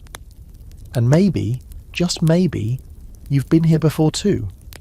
You don't enter this next place so much as descend into it, like slipping through a crack in history.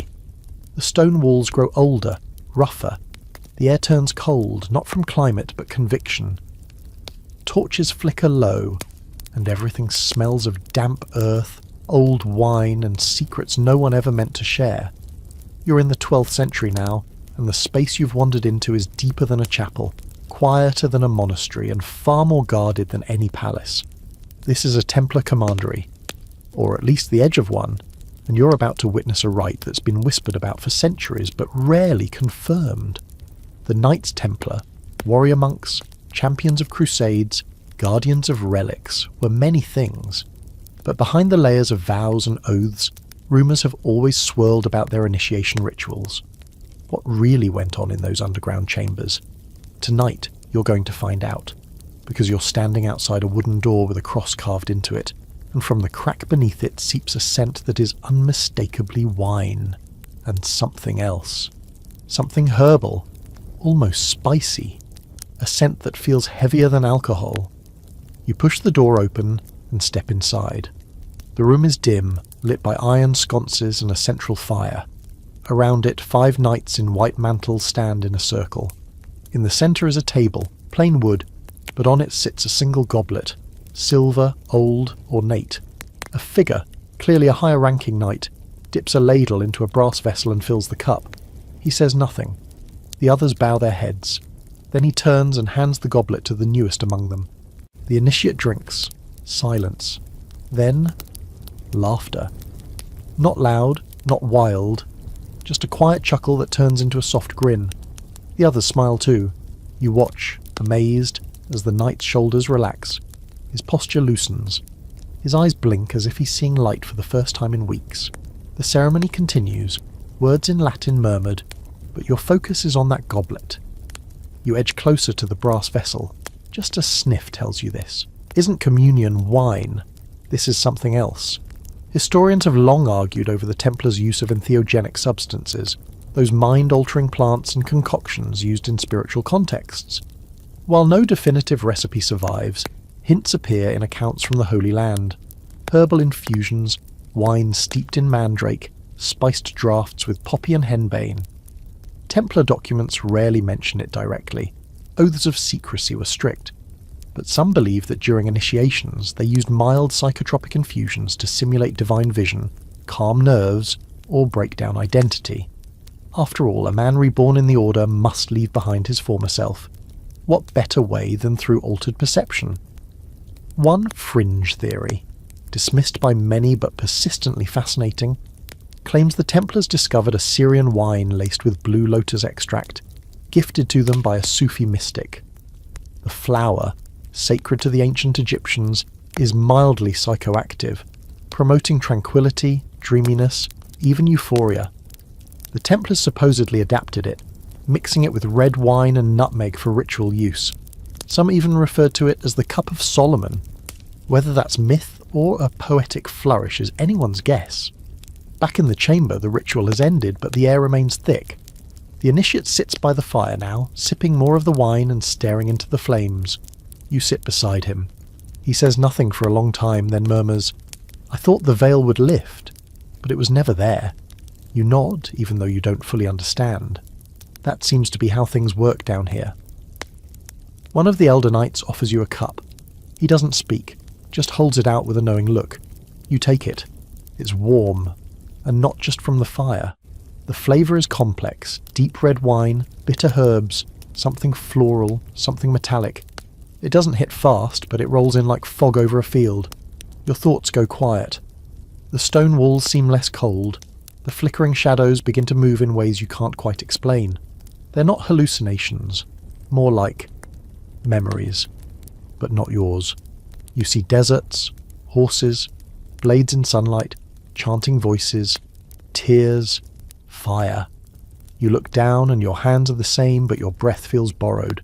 You blink and it fades, but not entirely. You begin to understand the appeal of these rites. For nights burdened with war, guilt, faith, and silence, these moments might have been the only place where they were allowed to feel something without consequence. The herb wine wasn't indulgence, it was necessity, a window, a mirror, a bridge between duty and self. There's a debate, of course. Modern scholars love to argue about whether these accounts are exaggerated, fictional, or the result of anti-Templar propaganda after the Order's fall. Some point out that many so-called rituals were fabricated under torture during the Templars' infamous trials. Others counter that the consistency of certain descriptions, dark rooms, ceremonial, wine, visionary states, suggests at least a grain of truth. Perhaps not magic, but definitely chemistry. Eventually the fire burns low. The knights begin to leave, one by one, offering brief nods. No speeches, no grand send-offs, just quiet reverence. You stand, feeling the effects fading, but something lingers. A kind of clarity, like you've heard a truth too ancient for language. The last knight pauses by the door and says, "The cup is never empty. You just have to know where to drink." Then he vanishes into the corridor. You follow. As the stone hallways rise and the darkness behind you closes like a page, you wonder how many more kings, knights, and wanderers found something sacred not in scripture, but in a sip of something strange, something that opened the mind, or closed it just enough. One more secret added to the pile. You're not in a castle this time. You're in a palace. A Vatican palace, to be precise. And if that sounds like a place too sacred, too polished, too holy for what you're thinking, it's not. Not entirely. Because even within these marble halls, with their gilded ceilings and perfectly arranged frescoes of saints gazing down in approval, there's always a door that leads somewhere stranger. The year, late 15th century, the Renaissance is blooming like a well-fed orchid. The Borgia family is in power, if you can call what they do power and not just the world's longest blackmail-laced dinner party. And tonight, you're not visiting a king or a duke. Tonight, you're sitting in the private study of Pope Alexander VI, surrounded by celestial globes, perfumed candles, velvet-draped windows, and, yes, a golden chalice of something suspiciously herbal. This is the Pope who brought nepotism to an art form, fathered enough children to start a mid-sized kingdom, and kept his own flavour of medicine close at hand. Medicine, of course, is what everyone called it. Healing tonics, restorative draughts, infusions for prayerful contemplation. But here, in this room where even the holy air feels laced with incense and ambition, you can smell the truth. The Pope is lounging in an embroidered chair, slippers off, robes half untied, looking not unlike someone who has just had a very long day pretending to be God's emissary on earth, and is now ready to vibe. Beside him, an apothecary in all but name prepares his favourite mixture, wine infused with wormwood, clove, anise, a touch of saffron, and something known only as the bishop's drop. The scent alone is enough to make your skin warm. He turns to you with a sleepy smile. "You can't govern souls," he says, "if your own is too tightly wound." You nod as if this makes sense. It kind of does. He takes a sip and gestures for you to do the same. Let's be historically honest here. Popes, especially Renaissance popes, weren't exactly the embodiment of restraint. The papal court was, at times, indistinguishable from any other European court. Lavish, corrupt, indulgent. Except here, everything was dressed in a silk robe of piety. Medicinal preparations for meditative states were as much a part of the papal diet as wine, bread, and political favours. And Pope Alexander VI, Rodrigo Borgia, he was the master of the double life. He could hold a mass with absolute solemnity in the morning and then attend a banquet of ecstasy and pleasure by nightfall. Some claimed his private supply of herbal elixirs included imported poppy extract, myrrh oil, and even rare lotus paste smuggled through Venetian channels under the guise of church incense. One servant, dismissed in disgrace, accused him of floating into sermons as if walking on dreams. You take your first sip. The drink is warm, smooth, and leaves a tingling trail down your throat. Your vision doesn't blur, but it does soften. The edges of the room round themselves out. The candle flames seem taller, brighter.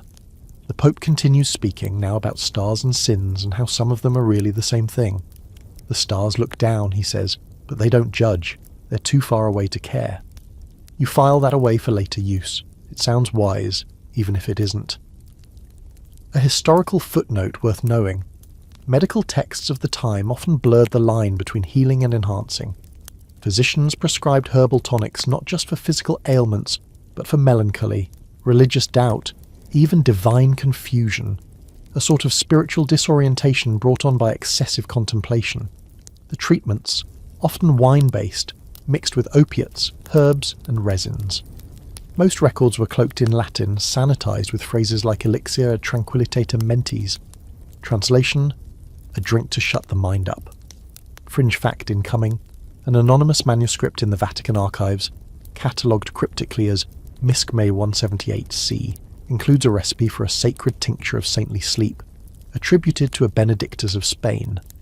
Among its ingredients, wine, nutmeg, wormwood oil, opium resin, and crushed black rose petals. It's marked not for the laity. Someone added a note in the margin, only for those burdened by holiness.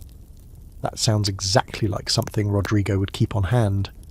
Back in the study, the Pope is now barefoot, humming a Gregorian chant off key, occasionally replacing the Latin with what sounds suspiciously like dirty jokes in Catalan.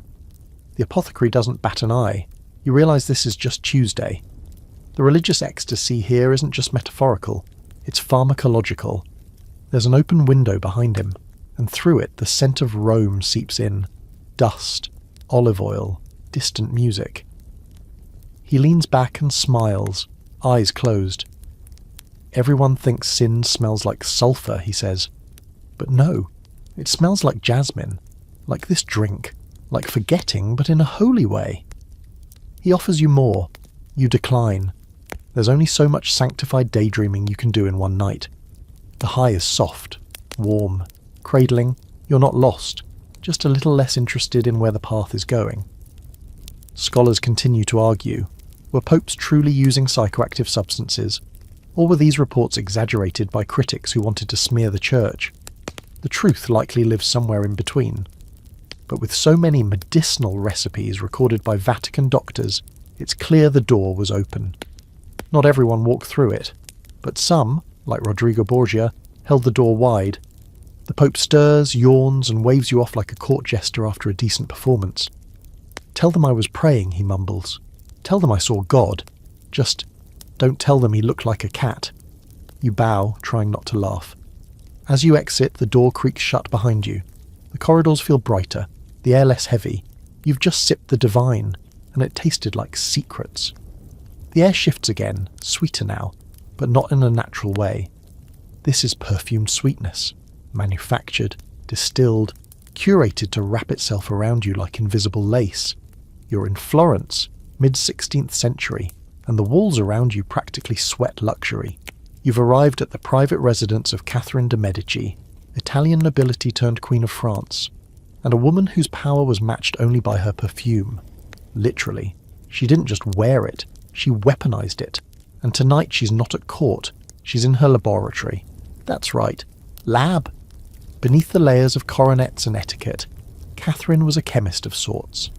Alchemy adjacent, fragrance obsessed, and deeply interested in how herbs, flowers, oils, and occasionally other things could be mixed, distilled, and turned into substances that might change the way a person thought or behaved.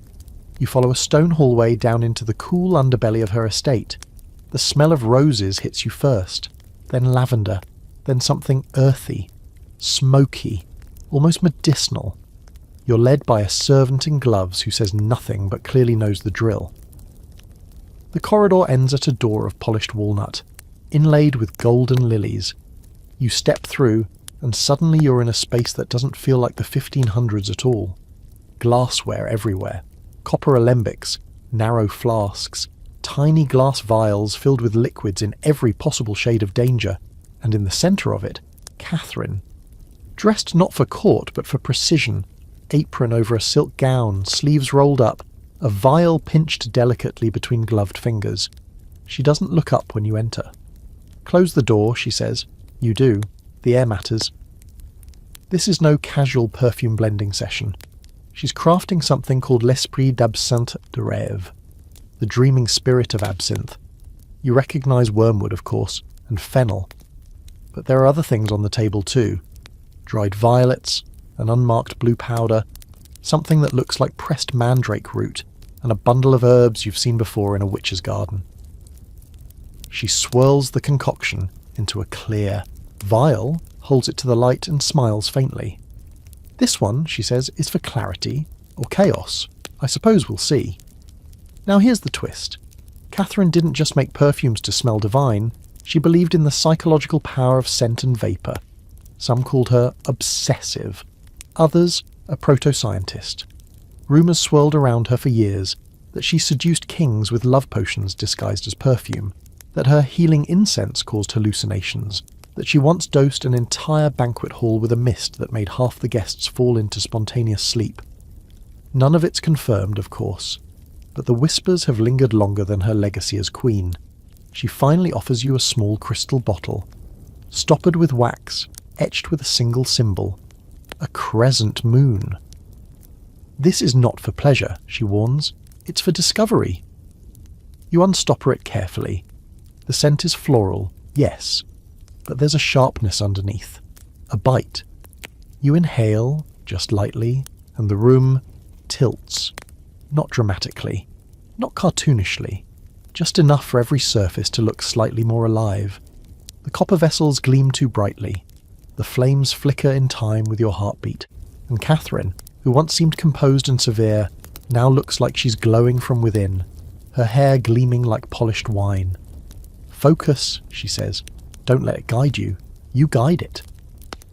Let's get historical. The Medici court, and especially Catherine's entourage, included perfumers trained in both aromatic and medicinal arts.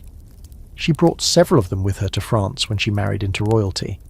What they crafted wasn't just perfume, it was therapy, it was mood-shifting, and in more than a few cases it was a step away from alchemy.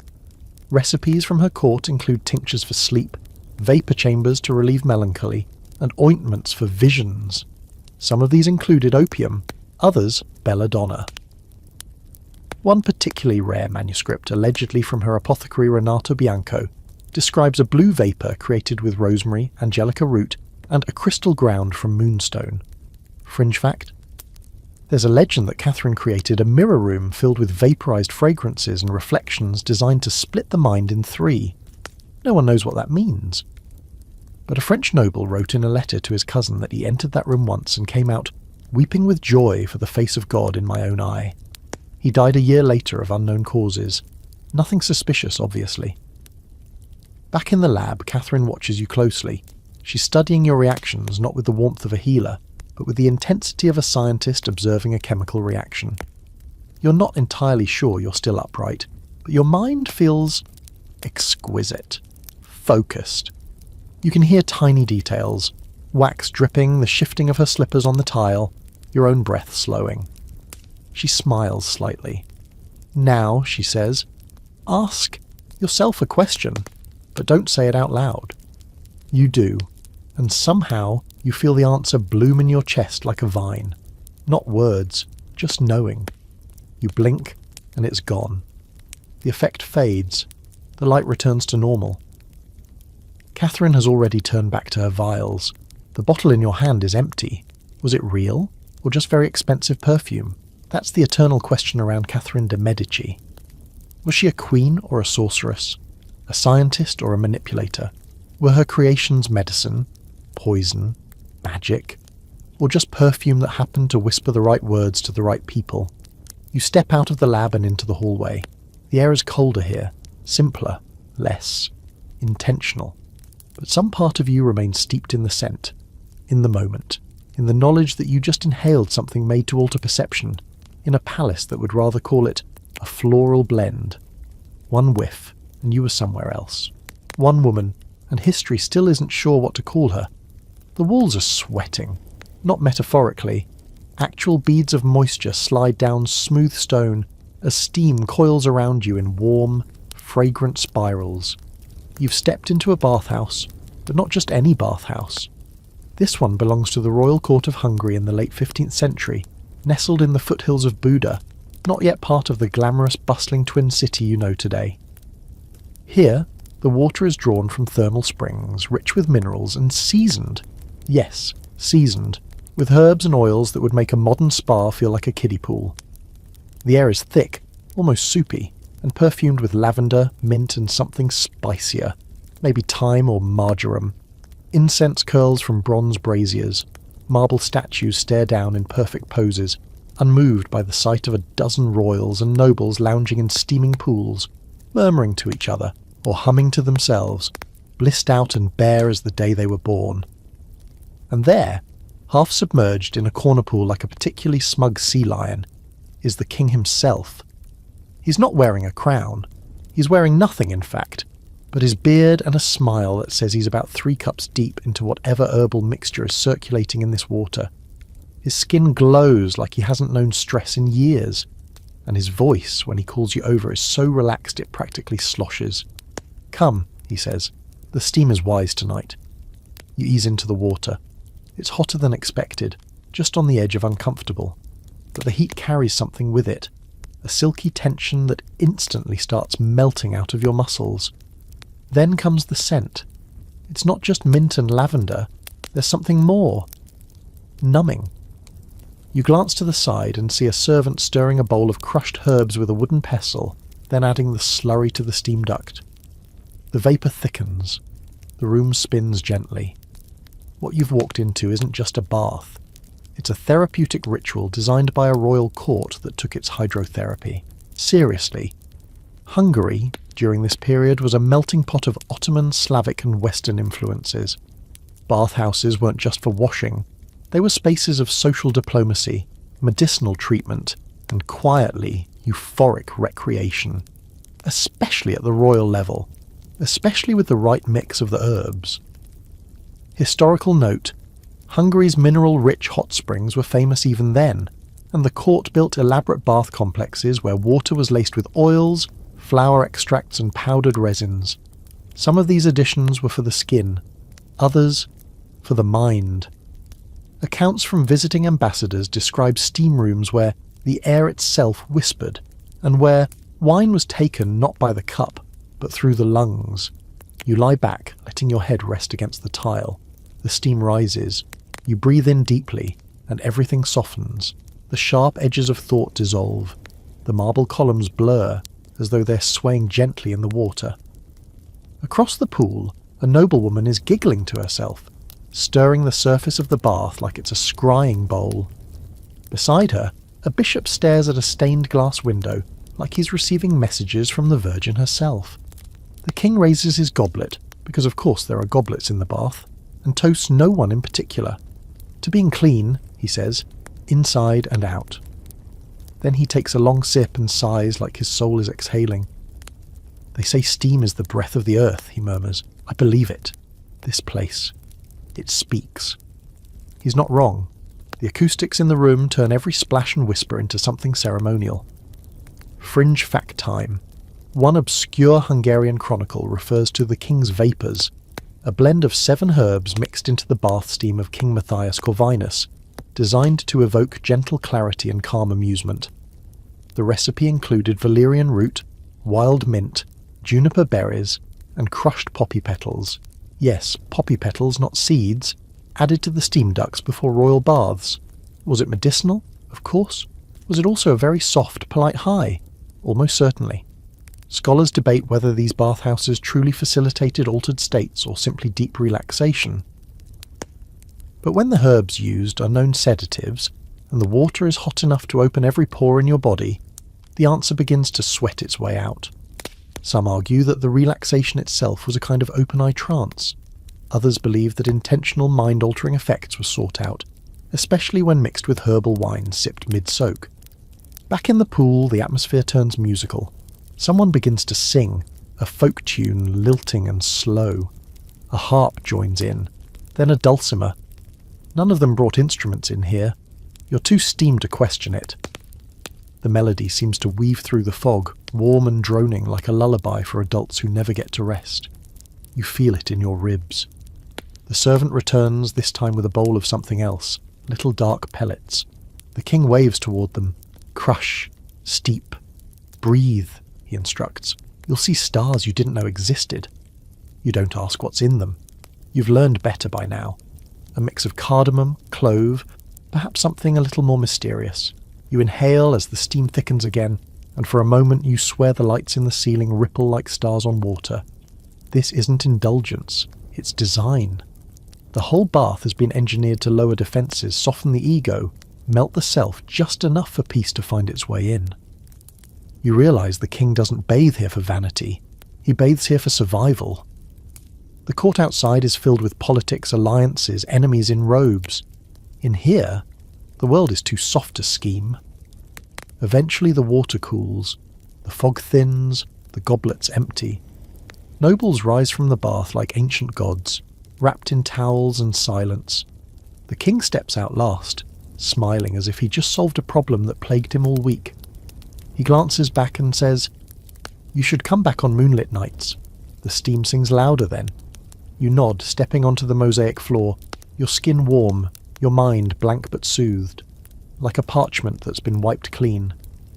Sometimes the best high isn't what you drink or smoke. Sometimes it's what you breathe. You've wandered into something wild this time. Not wild like war or court intrigue or absinthe-induced poetry. Wild like mossy stones, flickering moonlight, and a breeze that smells faintly of rain and secrets. You're in Wales, and the hills here are soft, rolling, almost too green to be real, like someone painted them in the dark with memories instead of colour. The trees are thick and low, leaning in like old gossipers, and in the valley between them sits a stone hall lit with torches that refuse to burn steady. They flicker too much, and you're starting to suspect the wind here has opinions. The hall belongs to a Welsh prince, one of those half-mythical royals from the misty parts of history, the kind who shows up in songs more than scrolls. Some say he's descended from Arthur, others say he was raised by druids and speaks fluent owl. No one agrees on his name. Tonight he's simply the prince, and he's about to lead you on a walk. Not the kind that clears your head, the kind that folds it inside out. He greets you without ceremony, barefoot, crowned with what looks like a wreath made of ivy, mistletoe, and something else that seems to shimmer slightly under the moonlight. His eyes are sharp but not unkind. His hands are stained green at the fingertips. And when he says, "Let's take the path," you follow, because that's what you came here to do, even if you didn't know it yet. The path is more of a trail through brambles and roots. The trees close in around you, and soon you're walking by, feel more than sight. The prince hums a low tune, something without words but older than language. After a while you arrive at a clearing. In the centre sits a stone circle, moss-covered and half sunk into the ground. On a flat rock in the middle rests a bowl of something thick and dark and pulsing with heat, even though there's no fire. "This is what the fairies left us," he says, "when they went under the hill." Sure, that seems like a normal thing to say. He hands you a carved wooden spoon. You take a sip. It tastes like the forest floor after rain, like sap and smoke and something that shouldn't be edible but is. Instantly your senses stretch. Not violently, just like elastic left out in the sun. The stars above you double, then triple. You're pretty sure you can hear the grass breathing. The prince sits across from you, grinning. "It's the mushroom," he says. "Well, part mushroom, part other things." Let's pause for a historical detour. Wales, in the Middle Ages, was a place where folklore and reality tangled together like bramble vines. Bards sang of heroes who spoke with trees, queens who vanished into lakes, and magical mushrooms that granted visions or madness, or both. While Christian influence eventually tried to prune those old beliefs, in the deep hills and tucked-away valleys, the old ways stuck. And yes, among them were stories of fairy foods found under certain stones or offered in dreams, food said to make you see other worlds. Today we'd call that a psychedelic experience. Back then it was either a gift or a curse, depending on how long it lasted. Fringe fact, a 13th century Welsh herbal manuscript, The Physicians of Midfi, contains coded recipes with ingredients like oak milk and eye of moon, which some folklorists argue are euphemisms for psychoactive mushrooms and herbs. One passage even warns, "Take not the fairy route too near the solstice, lest you vanish from yourself." Back in the clearing, you start to understand what that warning meant. The prince isn't speaking anymore. He's singing in a language your ears have never heard, but your bones somehow recognise. You're lying flat on the moss now, watching the moon ripple like it's underwater. Trees bend toward you, just slightly, like they're curious. Time stretches so thin you can see through it. You see moments, not from your life, but someone else's. Maybe his, maybe hers, maybe some future version of yourself, walking the same path with different feet. Eventually the prince sits beside you and offers water from a deerskin flask. It tastes like metal and mint. The high doesn't crash. It unwinds like fog lifting. You're still buzzing, but the sharp edges return. You remember your name again, mostly. He pats your shoulder and stands. "We don't do this often," he says, "only when the forest asks." You start the walk back in silence. The world feels bigger now, but also simpler, like it rearranged itself while you were lying down. The torchlight from the hall is steady this time, warm, ordinary, as if it's pretending it never flickered. Here's the scholarly debate.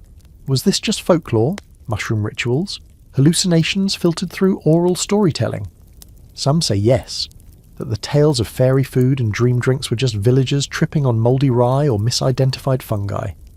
Others argue that these rituals were intentional, controlled, sacred, that the so-called madness was a journey of the mind, not a malfunction of it, and that the princes who wandered into the woods weren't lost. They were looking for answers in a language the church refused to learn. The prince doesn't say goodbye. He just steps back into the shadows. You're left standing at the threshold of the forest, slightly damp, slightly dazed, and changed in ways no map could track. You walk back into the hall. The fire's low, the servants are asleep. A harp leans against the wall, untouched but vibrating just slightly, as if remembering a song no one played. You sit beside it, and you wait. You awaken, or maybe you never slept, somewhere filled with copper, chalk dust, and the low murmur of voices arguing about nothing and everything. This isn't a palace or a battlefield, it's a laboratory, more like a converted dungeon, really. Dim, echoing and lit entirely by flickering lamps that make every bottle and vial gleam like forbidden treasure. You've crossed into the eccentric heart of the late medieval mind, an alchemist's chamber, funded not by science grants or university boards, but by royal gold and the endless patience of monarchs desperate for transformation. Lead into gold, pain into pleasure, mortality into something else. The ceiling is low, vaulted, streaked with soot. Tables are covered in apparatus that looks more like musical instruments than science. Twisting coils of glass, bubbling beakers, crucibles nestled in glowing embers, and pacing among them is a man in a robe too stained to be ceremonial, muttering to himself and sniffing a handful of herbs like they might speak back. This is your alchemist, one of the many pseudo-scholars who made a living promising monarchs eternal youth, unbreakable health, and, if they were particularly bold, a glimpse at God's true design, all for the low, low price of a private lab and a blank cheque. The king who sponsors him, he isn't here tonight, but you know the type. Someone who wants control over death and time, and who's grown tired of priests giving the same unhelpful answers. Instead he turns to this, a cluttered room full of smoke and possibility, and substances. So many substances. Your eyes land on a small table set off to the side. Unlike the others, it's tidy, clean, almost ceremonial. On it sits a set of vials arranged in a circle around a large open tome. One is labelled Aqua Divina, another tincture of Saturn's mercy. But the one that catches your eye reads Vaporum Angelicum. You pick it up. It's light, slightly warm. The alchemist notices and grins like a man who's just remembered where he left his lunch. That one, he says, was an accident. Most of them are. He invites you to sit. You do, because let's be real, you're not leaving without seeing what that vial does. He takes a small stone bowl, drops in 3 pinches of an unknown powder, pours in the contents of Vaporum Angelicum, and sets it atop a heated plate. It sizzles, then steams. The scent rises. A strange mix of cinnamon, pine, and something sharp and chemical. You inhale, because of course you do, and the room leans gently to the left. Not violently, not sickening, just enough to make your eyebrows rethink their usual location. The alchemist sits beside you, calmly fanning the vapour toward his own face. The trick, he says, is not to chase divinity. It's to sit still and let it find you. Here's your historical grounding. Alchemists were obsessed not just with gold, but with spirit. Some pursued the elixir of life, others the quintessence, believed to be the 5th element, pure essence, capable of curing disease, halting aging, and lifting the soul. Many of these experiments involved boiling down plants, minerals, and metals into potions or vapours. It wasn't always about drinking. Sometimes it was about breathing. Fringe fact time. An obscure alchemical text from Prague, written under the pseudonym Hieronymus of the Hollow Star, describes a ritual in which highborn patrons inhaled fumes from burning mandrake root and angelica oil, claiming to hear the geometry of heaven. He warns against overuse, noting that prolonged exposure caused a man to forget how doors work. The alchemist is now drawing symbols in the air with his finger. "See?" he murmurs. The air listens if you talk slow enough. You believe him. Your thoughts have gone strange, but not foggy. More like slippery. They dart ahead of you, then double back. The room feels vast, infinite, even though you can still touch both walls by reaching out. You glance at the open tome on the table. It's written in a script you can't read, but understand anyway. One page glows faintly, not from ink, from memory. You look away, because the text is making you feel like you forgot something important in another life. You try to speak and your voice comes out softer than expected. Did it work, you ask? The formula? The alchemist shrugs. Sometimes. Depends what you want it to do. One print saw angels. One saw spiders made of music. One just cried for 3 days and called it enlightenment. The room darkens a shade. Not because the lamps flickered. Because your perception narrowed. You're in a tunnel now of thought. The vapour clings to your face like velvet, like fog, like fingers. You feel detached from your name, from time.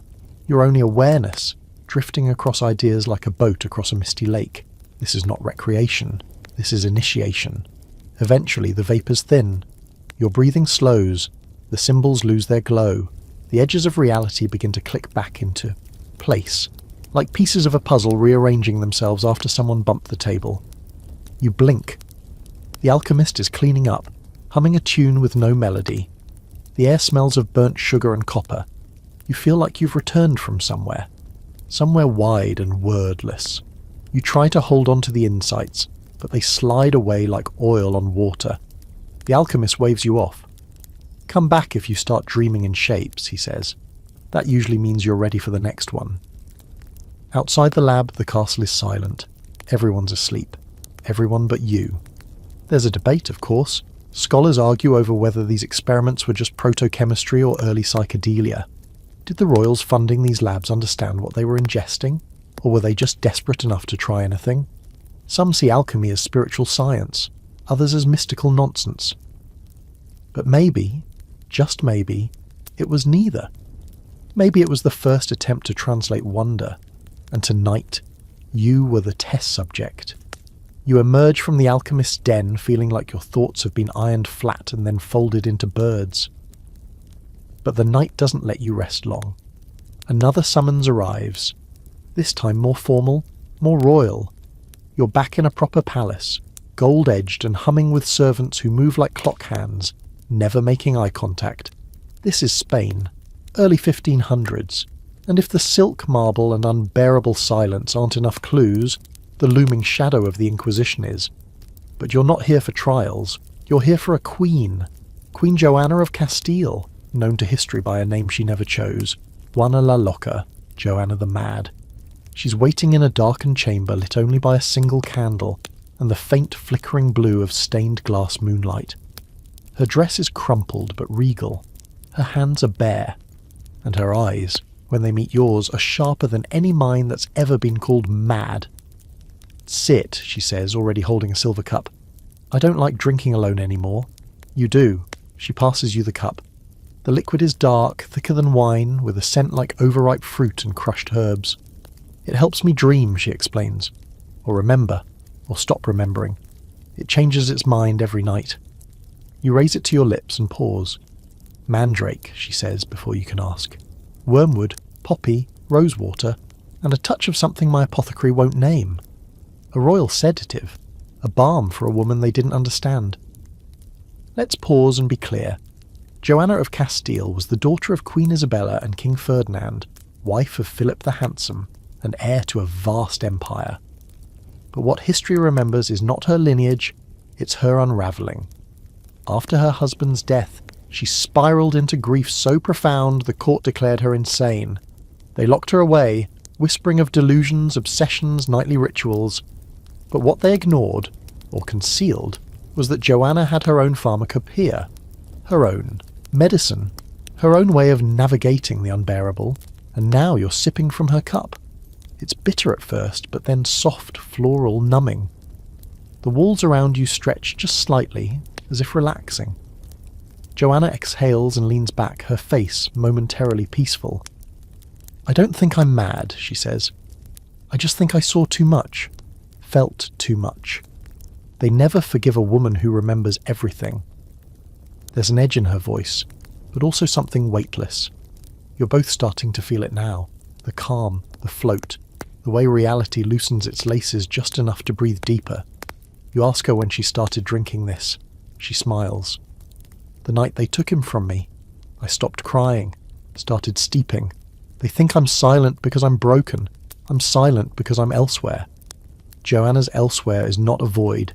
It's a layered palace of memory and hallucination. She describes it softly, like someone explaining a childhood home. "Sometimes I see him, not as a ghost, as if we're still there, in Flanders, before they poison the air with God and law." The drink continues to do its work. The candle's flame looks like it's breathing. The stained glass ripples. Her voice becomes echo and thread. Historical fact. In the centuries following her death, apothecaries' logs from Joanna's household were quietly unearthed. They listed preparations of mild tinctures for sleep, most of them containing nightshade derivatives, opium or boiled wormwood, all medicinal by 16th century standards. But dosed just high enough, regularly enough, they'd do far more than lull a queen to sleep. They'd keep her in a state of waking dream. Less threatening, easier to manage. Fringe detail. A private letter from a Castilian nun, discovered in a Jesuit archive, mentions being sent to sit with the silent queen, and describes her as serene, like someone speaking to angels through the window. She claims Joanna offered her a drink that made her see roses blooming from the stone floor. Joanna leans closer to you now. Her breath smells of cloves and honey. Her pupils are wide, luminous. "Sometimes the angels come," she says, "but they look like old friends. And sometimes, I think they're just memory wearing a crown." She's not raving. She's not lost. She's navigating. The scholarly debate still ongoing is whether Joanna was truly insane or simply inconvenient. Was she mentally unwell, or was she grieving, drugged, and politically sidelined by men who found her too sharp and too stubborn to manipulate? The truth is blurry, maybe deliberately so. The line between medication and sedation was thin, and queens had little control over either. You sip again. You feel warmth in your chest, a loosening in your jaw. The room is quieter now. Time has slowed to a syrupy hum. You see shapes in the stained glass that weren't there before. Faces, dancing figures, a crown floating just out of reach. Joanna stands. The gown falls from her shoulders like waves. She walks to the window, stares into the dark. They'll come for me again tomorrow, she says. They always do. But tonight I will be with him, in the blue garden, where it rains honey and no one lies. You rise too, unsure of your balance. She turns to you and places a hand on your shoulder. Her eyes are full of centuries. They'll never write the truth, she whispers. So drink, and remember it for me. You do. You exit her chamber silently, the palace still heavy with secrets. Somewhere behind you, the queen who couldn't be tamed disappears again into her dreams, her kingdom of smoke and memory.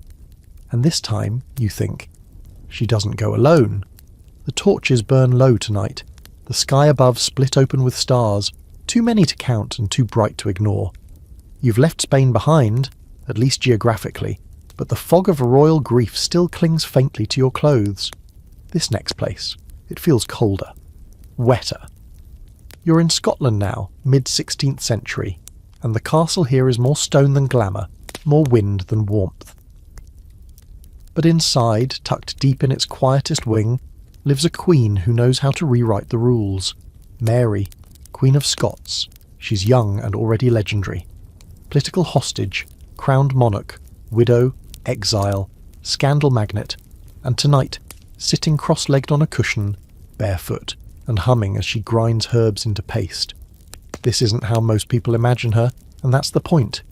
You're not in her throne room, you're in her still room. A narrow wood-panelled chamber that smells of salt, sage, and something warm and green. Maybe crushed pine needles. There's a low fire crackling, copper pots bubbling gently, and on the shelves, jars, hundreds of them. Labelled in French, Latin, and the occasional code. You're not entirely sure what half of them would do, and neither is the man standing awkwardly by the door. He's probably supposed to be guarding her. He's also clearly terrified of whatever she's brewing. Mary looks up at you and smiles. Not the smile of a queen, but of someone who's just figured out how to cheat time. Good, she says. You're here. You sit. She offers you a ceramic cup, rough around the rim but filled with something that glows faintly green in the firelight. A little of this, she says, and you'll hear your thoughts walking away from you. You raise an eyebrow. Don't worry, she adds. They come back. Let's dig into the history first before things melt. Mary Stuart was raised in the French court, steeped in perfume, poetry, and all the softer forms of power. But she also had a sharp mind, fluent in multiple languages, trained in courtly diplomacy, and obsessed with herbal medicine. When she returned to Scotland, she brought her books, her stillroom tools, and a distinctly un-Scottish taste for botanical experimentation. Among her personal belongings, manuscripts filled with alchemical recipes, tonics for anxiety, infusions for night terrors and waking doubt, syrups made with valerian, rue, lemon balm, and opium poppy, some medical, some mystical. She didn't just use these for herself. She gifted them to friends, enemies, lovers, ambassadors.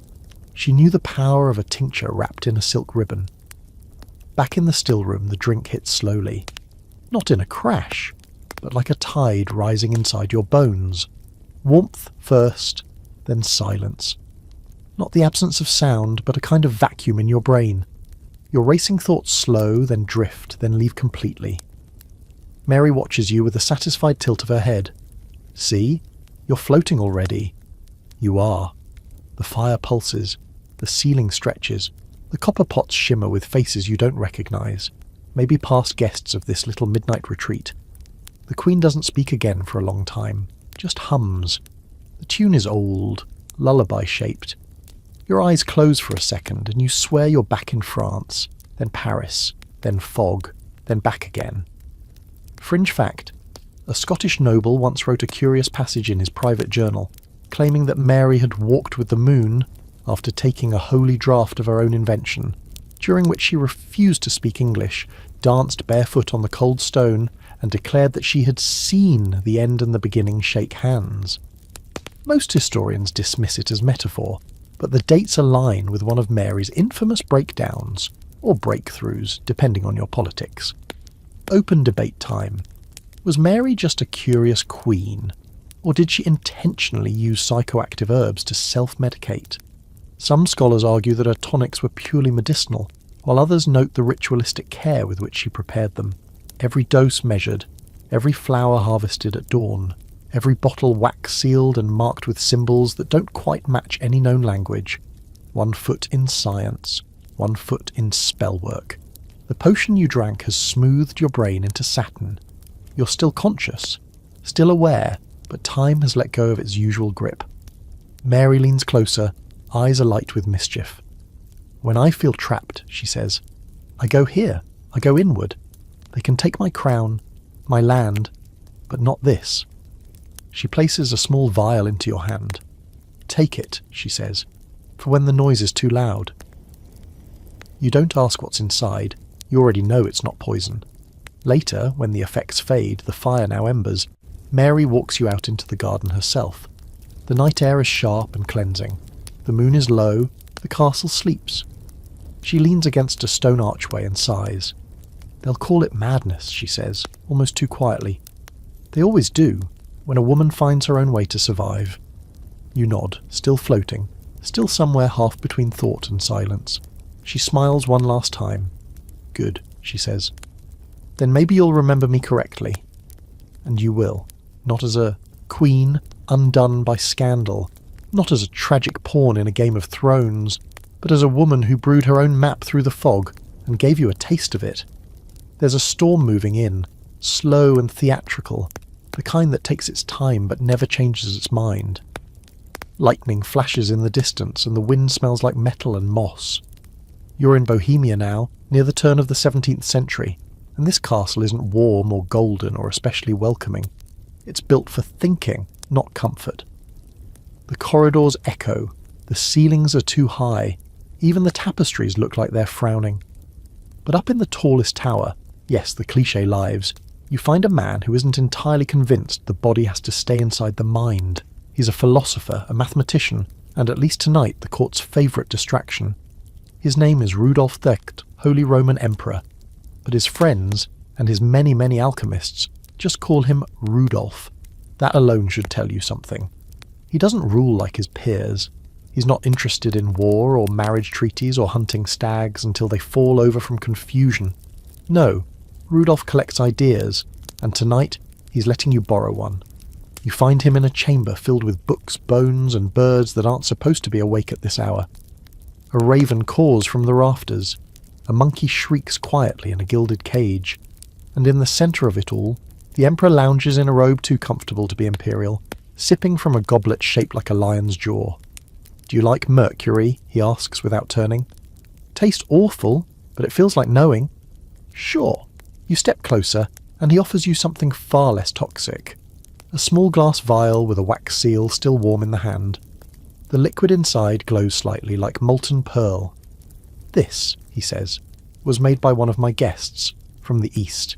He called it, well, I couldn't pronounce it, but it's meant to open the parts of your soul that argue with each other. You uncork it. The scent is unreal. Saffron, cardamom, something like cedar but brighter. More electric. You sip. It's thick, honeyed, and immediately grounding, which is strange because a second later the floor seems to tilt like a lazy wave. You'll be fine, Rudolf says, reclining on a stack of unbound grimoires. Probably. Here's where the history comes in. Rudolf II's court in Prague was a hotspot of occult curiosity, home to astrologers, alchemists, philosophers, and charlatans alike. He was obsessed with the mystical arts, collecting everything from grimoires and Kabbalistic texts to devices that might have been clocks or curses, no one's really sure. His patronage pulled together minds like John Dee, Edward Kelly, and countless nameless wanderers claiming secret knowledge from Persia, India, or the dream world itself, and they brought their potions with them. Among the stranger entries in the court's inventory are references to subtle brews, liquid, dawn, and one particularly vague entry labelled only for the nights that won't sleep. Some were probably nothing more than wine with herbs. Others, based on scribbled side notes in 3 languages, may have included psychoactive mushrooms, nightshade distillates, and rare resins imported from regions the Emperor couldn't even locate on his celestial globe. Fringe fact. A Jesuit spy embedded in Rudolf's court wrote a secret report claiming the Emperor held midnight vision sessions, where guests drank a sacred potion and were then asked to describe what they saw in complete darkness. The responses were catalogued. Some said angels, others shapes of impossible geometry. One man reportedly bit off his own thumb trying to touch the light inside the circle. You're not that far gone, yet, but you are feeling expanded. You can hear the storm outside like it's a conversation just beyond a wall. The books seem to breathe. The monkey in the cage is now silent, eyes glowing faintly. The candle flames twist and dance to a rhythm you don't recall hearing, but somehow recognize. Rudolph rises, swaying slightly, and leads you to a telescope. "Look," he says, gesturing to the dark glass. "We're not meant to rule the world, just to notice it." You peer through, and it's not stars you see, it's thought, shapes, movement, the dance of something cosmic and intimate, and behind it all the faint impression of your own face, overlaid like a watermark on reality. The Emperor sighs. "I drink because the sky won't shut up, and because the body is too small for the questions I keep asking." You believe him. Here's where scholars start arguing, of course. Some say Rudolph was mentally unstable, prone to melancholy, obsession, and erratic behaviour. Others argue that he was simply overwhelmed by the magnitude of his curiosity, that the potions and rituals were less indulgence and more therapy, an attempt to stretch his consciousness beyond the iron cage of nobility. Still others whisper that Rudolph discovered something, that he glimpsed a truth too vast for sanity, and spent the rest of his reign trying to replicate that moment, through potion, prayer, or madness. You sit beside him now, both of you adrift in your minds. You don't speak. The potion is still working, revealing thoughts you didn't know were questions. You see a diagram float behind your eyelids, a circle, a serpent, a mirror. It makes sense in the moment. That's enough. Eventually the storm breaks. The sky cries itself clean. Rudolph stirs. "I think I've solved something," he mutters, then immediately forgets what it was. You smile. You understand. This was never about ruling empires. It was about finding enough silence to hear the whisper beneath the noise. And tonight you've heard it. The storm behind you has passed, but something about the air still crackles, as if the sky hasn't quite decided whether it's finished speaking. You're moving south again now, drawn by heat. Not just temperature, but intensity. Everything about this next place feels heavier, from the scent in the air to the music in the walls. You're in Italy. Naples, to be precise. The year is 1594, and the palace isn't quiet. It hums, even at midnight, like someone left passion simmering on the stove and forgot to turn it down. You've been invited not by a king or emperor, but by someone far more magnetic. Julia, Duchess of Amalfi. She's not a queen in title, but don't let that fool you. In this palace, she rules everything from the velvet-curtained halls to the soft sighs behind closed doors. Nobles kneel when she passes. Artists write poems just to be ignored by her. Alchemists offer her recipes. And tonight, you're lucky enough, or foolish enough, to accept her invitation to a gathering she calls La Notte del Fiore Silenzioso, the night of the silent flower. What could go wrong? The room is dark, long, candlelit in a way that flatters everyone and reveals nothing. Velvet drapes hang like shadows, and lute music floats through the space like it forgot where it started. The air is heavy with perfume, real and metaphorical. You see men and women draped across cushions, eyes half-lidded, mouths curved into private smiles. Laughter echoes without context. The air smells of orange blossom, wine, and something sharper, faintly bitter, almost metallic. Julia sits at the centre of it all on a couch shaped like a seashell, hair unbound, eyes like polished onyx. She beckons you with a finger and offers you a cup made of glass so thin it seems to vibrate. You take it. The liquid inside is a golden pink. It glows faintly in the candlelight, smells like fruit and fire, and has the consistency of warm honey. "Sip slowly," Julia says. "The flower is quiet but never kind." Of course you sip. Your mouth tingles immediately. Your chest warms. Then something in your skull softens like pressure releasing from a sealed jar. You sit back, and suddenly it feels like the entire room is inhaling with you. Historical pause. This is the tail end of the Renaissance, when science, sensuality, and subversion all found ways to coexist under the guise of refinement.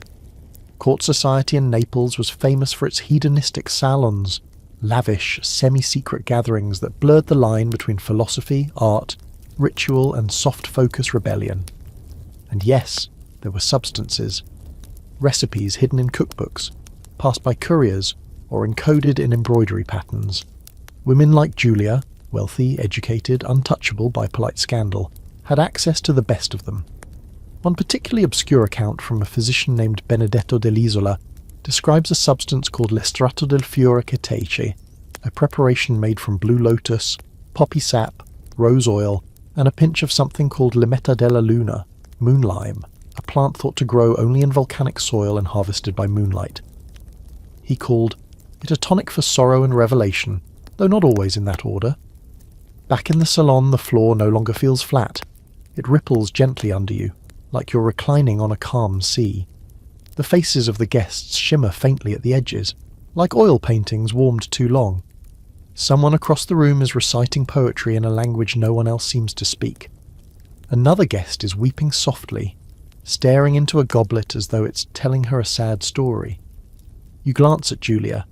She's reclining now, eyes closed, lips parted in something between ecstasy and deep concentration. Her fingers trace invisible patterns in the air. It's not a drug, she says. It's a door. It opens something that most people lock away as children. She opens one eye and studies you. Are you seeing it yet? You nod, although it is hard to describe. The room is quieter now, not silent, just full of a deeper stillness. You can hear your own breath, the rustle of silk, the distant creak of a window catching a breeze. Then, layered underneath, something else. Music. A hum. No, it's thought, moving like smoke. Ideas not your own, emotions not your own. 1,000 lives brushing past yours like wind in a crowded plaza. You're not tripping, you're communing. Julia hands you a peeled fig soaked in the same golden liquid. You eat it without thinking. It's so sweet it's nearly electric. Then she asks, "What would you ask of the flower if you knew it would answer, you think?" You wait. And then the answer arrives, not in words, but as an image, a memory you never had, unfolding with impossible clarity. A child holding a broken mirror, a man standing in the sea humming a lullaby, a woman walking through a field where the grass bends toward her instead of away. It means something, or maybe it doesn't. But you're crying now, quietly, like it's a secret only your body understands. The room keeps changing. You're no longer sure how long you've been here. Hours, minutes. Julia strokes your hair once, gently, like a cat confirming you're real. Don't fall asleep inside the vision, she says. You might forget which self is yours. And just like that, the effects begin to fade, not sharply, gracefully, like the tide going out. You find yourself upright again, surrounded by people whose faces no longer shimmer. The music is still playing. Julia's cup is empty. She's smiling like someone who just watched you read your own soul out loud. Here's the debate. Were these flower nights actual psychedelic rituals, or just over-decorated wine tastings with too much poetry? Official records mention nothing, but dozens of anonymous writings, diaries, love letters, satirical plays, describe Neapolitan salons where nobles consumed infusions that silenced the inner guards, and where guests reportedly left different than they arrived. Not wilder, not broken, just widened. You stand. Your limbs remember how to move. Julia presses the empty cup into your hand. "Keep it," she says, "so you don't forget it happened." You step out into the corridor. The candles flicker as you pass, as if bowing goodbye. You're not high anymore. You're just deeper. And the flower isn't silent at all. You're still listening. Morning arrives without warning. No rooster, no bell, no trumpet. Just a sudden, sharp awareness that light has returned and you're once again vertical. Your body remembers walking, though you don't recall when you stood up. You're in a carriage now, rattling slowly down a muddy road lined with trees so tall they look like they're trying to escape the earth. The driver is silent. The horses don't seem real. And inside the compartment with you, wrapped in a velvet cloak and smelling faintly of myrrh and something darker, sits your next guide. She doesn't introduce herself. Not because she's being rude, but because she assumes you already know. Anne of Denmark, Queen Consort of James VI of Scotland and later James III of England. The woman most historians try to describe with words like cultured and extravagant, but who tonight, well, this morning, looks more like someone who knows exactly how many layers exist between here and the truth, and how to slip between them when no one's looking. "I hate mornings," she says, pulling her hood down and handing you a flask. "Drink, it helps." "You do? Of course you do. It's not wine. You were expecting wine. It's thicker, colder, like peppermint and cloves blended with something that sparks behind your teeth." You blink, and for just a second, your breath fogs inside the carriage like it's winter in your mouth. "Mint and belladonna," Anne says casually, like she just told you the weather. "A whisper of blue flag root. The Danes use it during ceremonies. The Scots think it's witchcraft. The English, well, they think everything is witchcraft." She's not wrong. This carriage ride isn't taking you to a palace.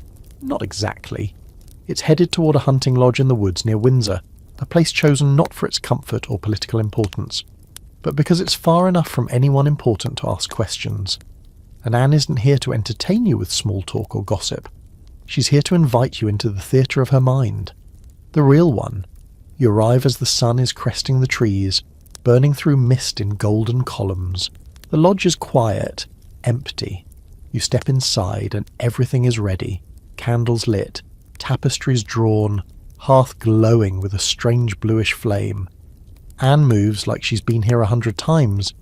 Maybe she has. She sits you in a low chair made of black walnut and gestures for you to drink again.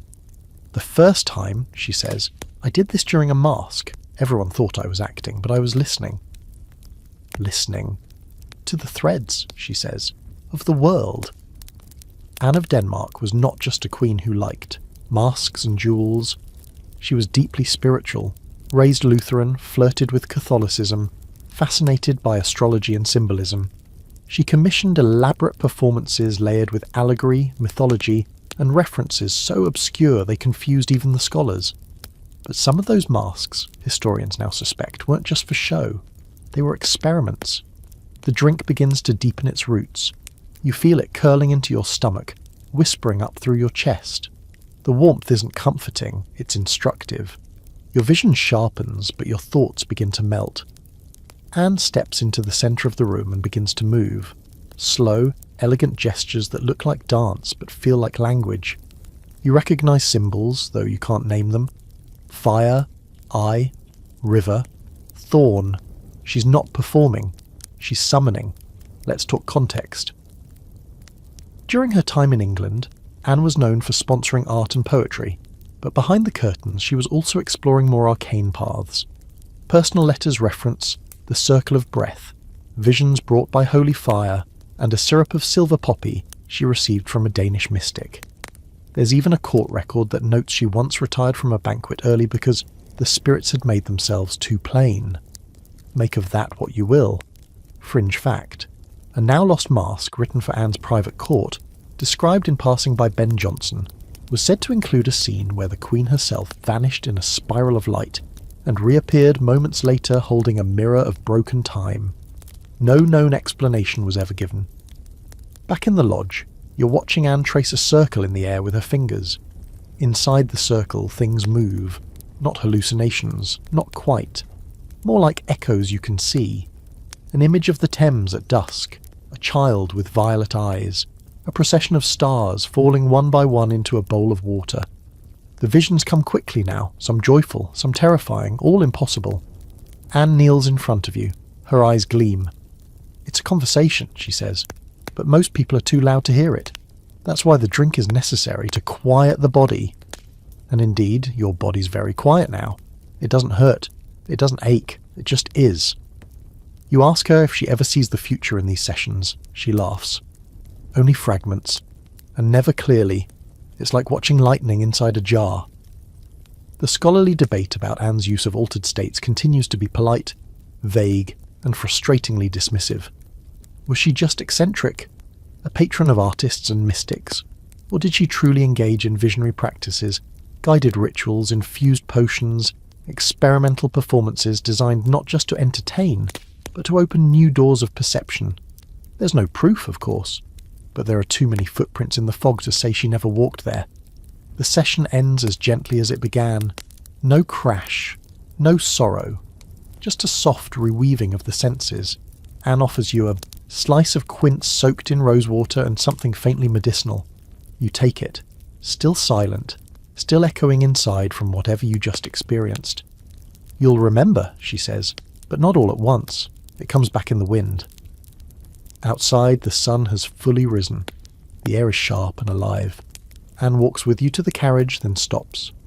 This world was not made for silence, she says. We have to steal it, sip by sip. You board. She waves, already vanishing into the trees. And you? You hold the silence in your chest like a crystal that hums only when no one is watching. You don't need the crown to feel it. Just the right drink and the right guide. By now, you know the signs. The flicker at the edge of vision, the way sound starts to feel more like suggestion than fact, and that soft, slippery sensation in your brain like someone untied your thoughts and gave them permission to roam. You've gone from candlelit salons to haunted towers to underground labs and royal bedrooms. But now, at the edge of this long, strange journey, you find yourself in a place so quiet, so clean, it almost feels suspicious. The marble is polished, the columns soar, the silence hums. You're in Constantinople, the year is 1452, and this is the last breath of the Byzantine Empire. The Emperor, Constantine VI, is not a man of leisure or indulgence. He's a soldier king, a weary leader with 1,000 years of history clinging to his robes like dust. But tonight he's not holding court or sharpening swords. Tonight he's doing something his advisors would whisper about in locked rooms and chalk up to spiritual exhaustion. He's stepping into the chamber of smoke. It's not listed on any map, not marked on any scroll.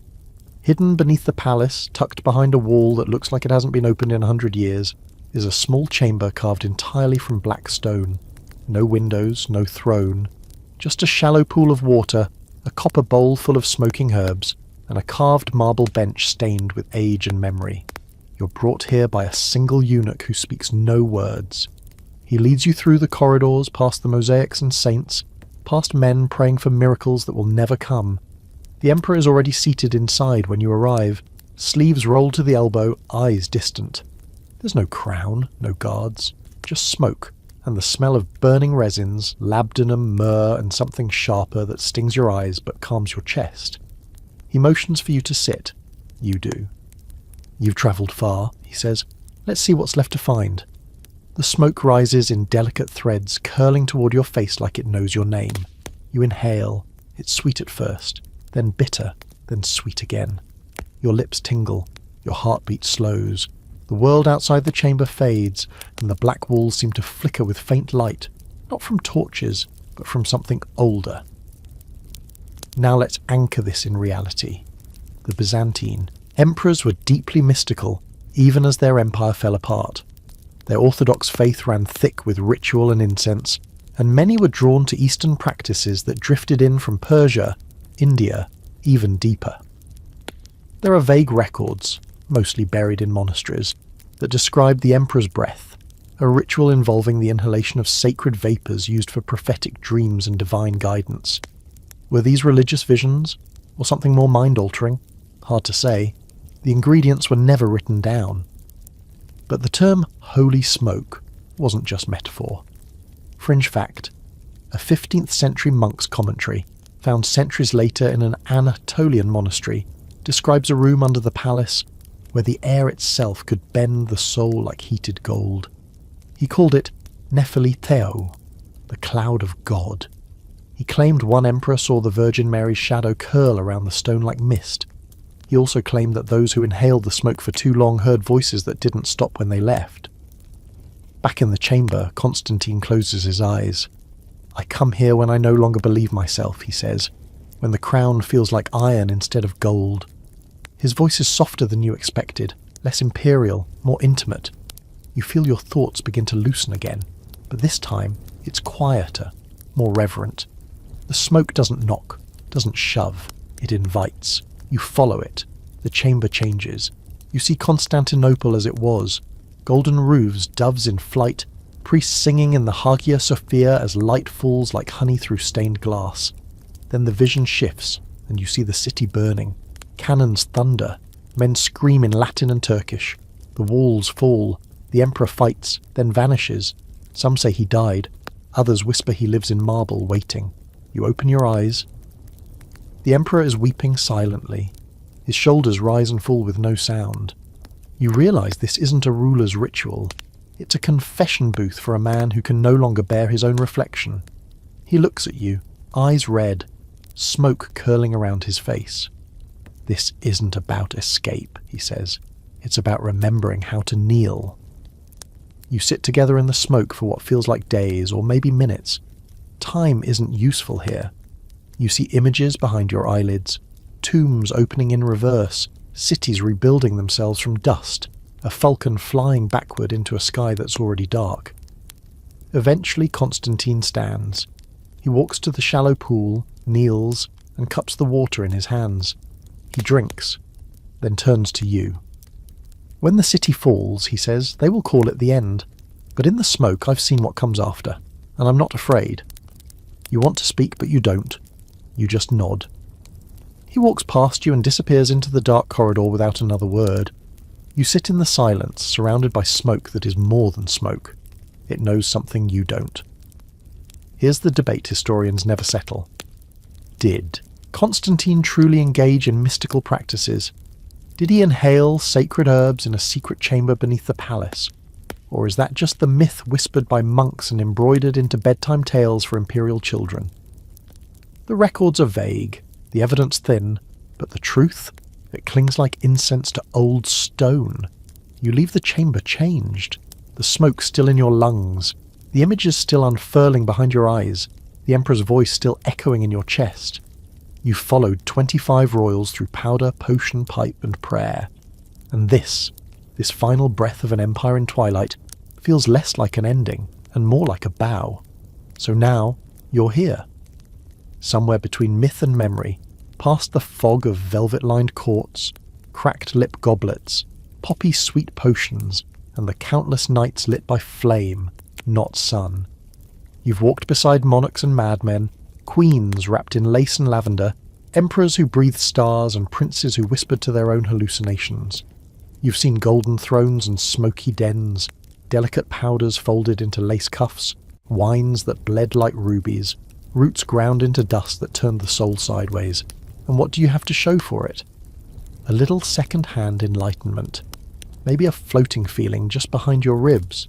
Maybe a reminder that power, no matter how many jewels it wears, is still just a human thing. A trembling, fragile, hopeful thing.